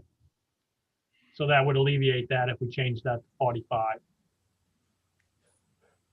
Yes, again, that's Bill Swan's calculations of about 70% probably participating in Representative Terrio. Thank you, Senator. Should we do that now? I mean, because I'm 100% okay with doing that. Let me ask John Clark, can we just change that to 45 or we have to revote? It'd probably be good to reconsider and revote. All right. That's substantive. Sounds good. Representative Ordway. Yeah, I would say that we'd have to reconsider, and I'd make a motion that we reconsider this bill and take another look at it now. Okay. Is there a second? Second. All right. All in favor of reconsideration, just raise your hand. All right, we will reconsider the bill. Before I ask for a new motion, John, is there anything else substantial beyond that? So we could just do this as amended and revote right now? You could, maybe it makes sense for me to just run through the rest of it, because just in case there's anything else anybody sees, then we'll know it. Well, I'm just thinking I've got 1 minute and I got to leave and. Oh, go ahead. Yeah, no, I think the rest of it, everybody's in agreement with. I don't think there's any issues with the rest of it. That way Linda can start with me and I can turn it over to Scott. Okay. So does somebody want to make a motion? I'll make the motion that we amend it as noted. I Noted. second. And it's been seconded. Any further discussion? Saying none. Linda, please call the roll. Yes, starting with Senator Dill, Yes. Representative Lyford. Is he still here? Perhaps not. Representative Mason, Yes. Representative Hepler's also not here. Senator Curry, Yes. Senator Black, Yes. Representative Landry, Yes. Representative Terrio, Yes. Representative Danny Martin, Yes. Representative Ordway, Yes. Representative Nedu, Yes. and Representative John Martin. Yes. Okay. Oh, great. So we have 1, 2, 3, 4, 10 in favor and 3 absent.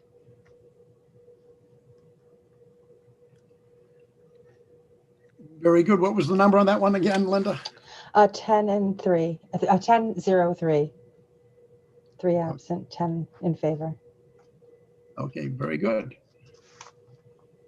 Is there any other discussion on that, John? So I could just run through the rest of the language review if you want. Might as well, please. Okay, so let me just throw it up on the screen again. So the rest of the amendment had to do with the oversized ATVs next, and this was just making sure that the original bill had not allowed you to transfer your ATV and the person who got it being able to register it. So this makes it clear that upon transfer, the new owner can register the oversized ATV, so the machine continues to be grandfathered. It removes the section that was creating the confusion about frozen bodies of water. Adds in to the section that had to do with landowners being able to say when the state trail goes across your land, to limit the various ATVs that go over it. It originally said size and weight of the ATV, and it adds in type so that you can, the landowner can also limit the type. And then the last couple of sections here had to do with the registration agent and the dealer being required to provide a form developed by and provided by the department explaining the size and weight restrictions on oversized ATVs. So they're not doing it orally, they're just handing out what the department produces. And for the registration agent, it's just a written form with the information. For the dealer, it's also has a place for the purchaser to sign acknowledging receipt of the form. And this also moves the provision having to do with dealers from the section that did not have a penalty to the section that does have the civil penalty associated with that, so that there is an enforcement mechanism for the department if dealers fail to provide that information. And that's everything. So those are all the changes. Very good. Thank you very much, John. And I will make obviously the new change, adding the $45 from 33 and going to the general fund. And I have one more for language review. If you've got another second and you want to take it. We might as well get rid of it. Okay, and this is the ATV bill. I'm sorry, no, this is the airboat bill. We just did the ATV bill. Oh. And let me share this screen.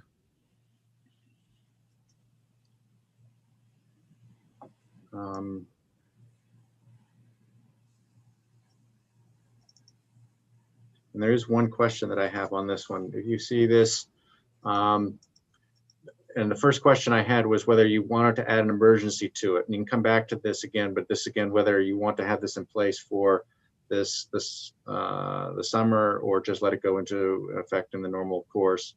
You don't need to. I just wanted to raise that as a question, given that that it relates to the noise levels this summer.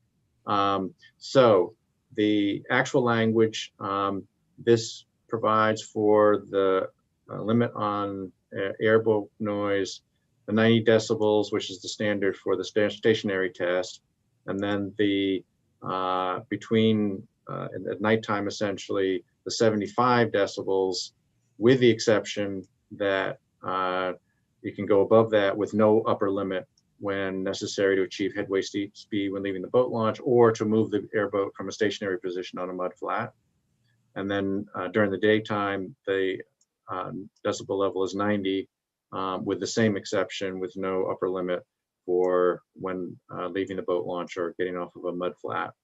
And then there's also provision here that specifies that it does not apply to the operation of an airboat by a Marine Patrol officer, game warden, or a municipal law enforcement officer. This, again, this new restriction goes away September 30th, 2022. And so unless something else happens next year, that'll be entirely temporary.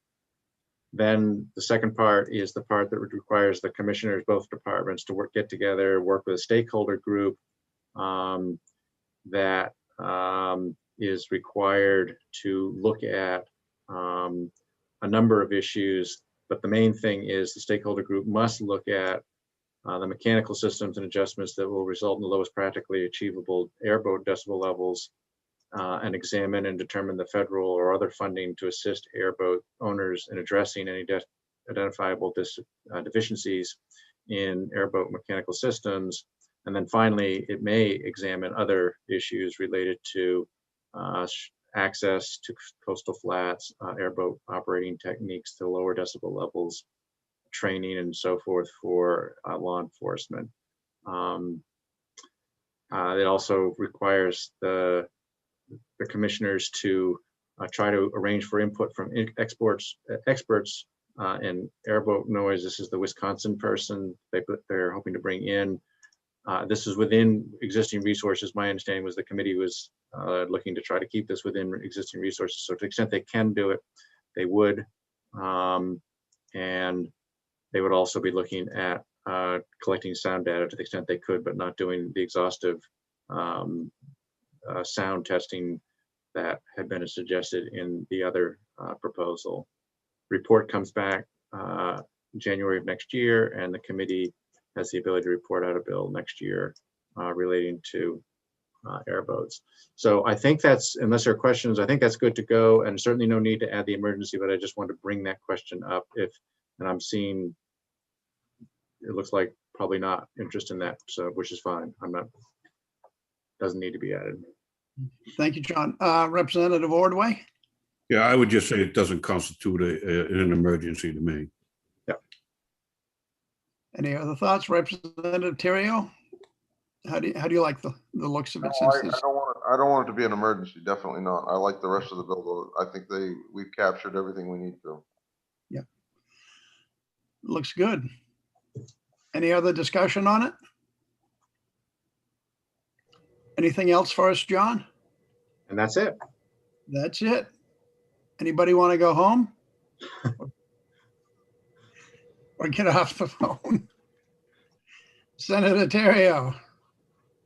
Senator. Woo. Motion for adjournment. Second.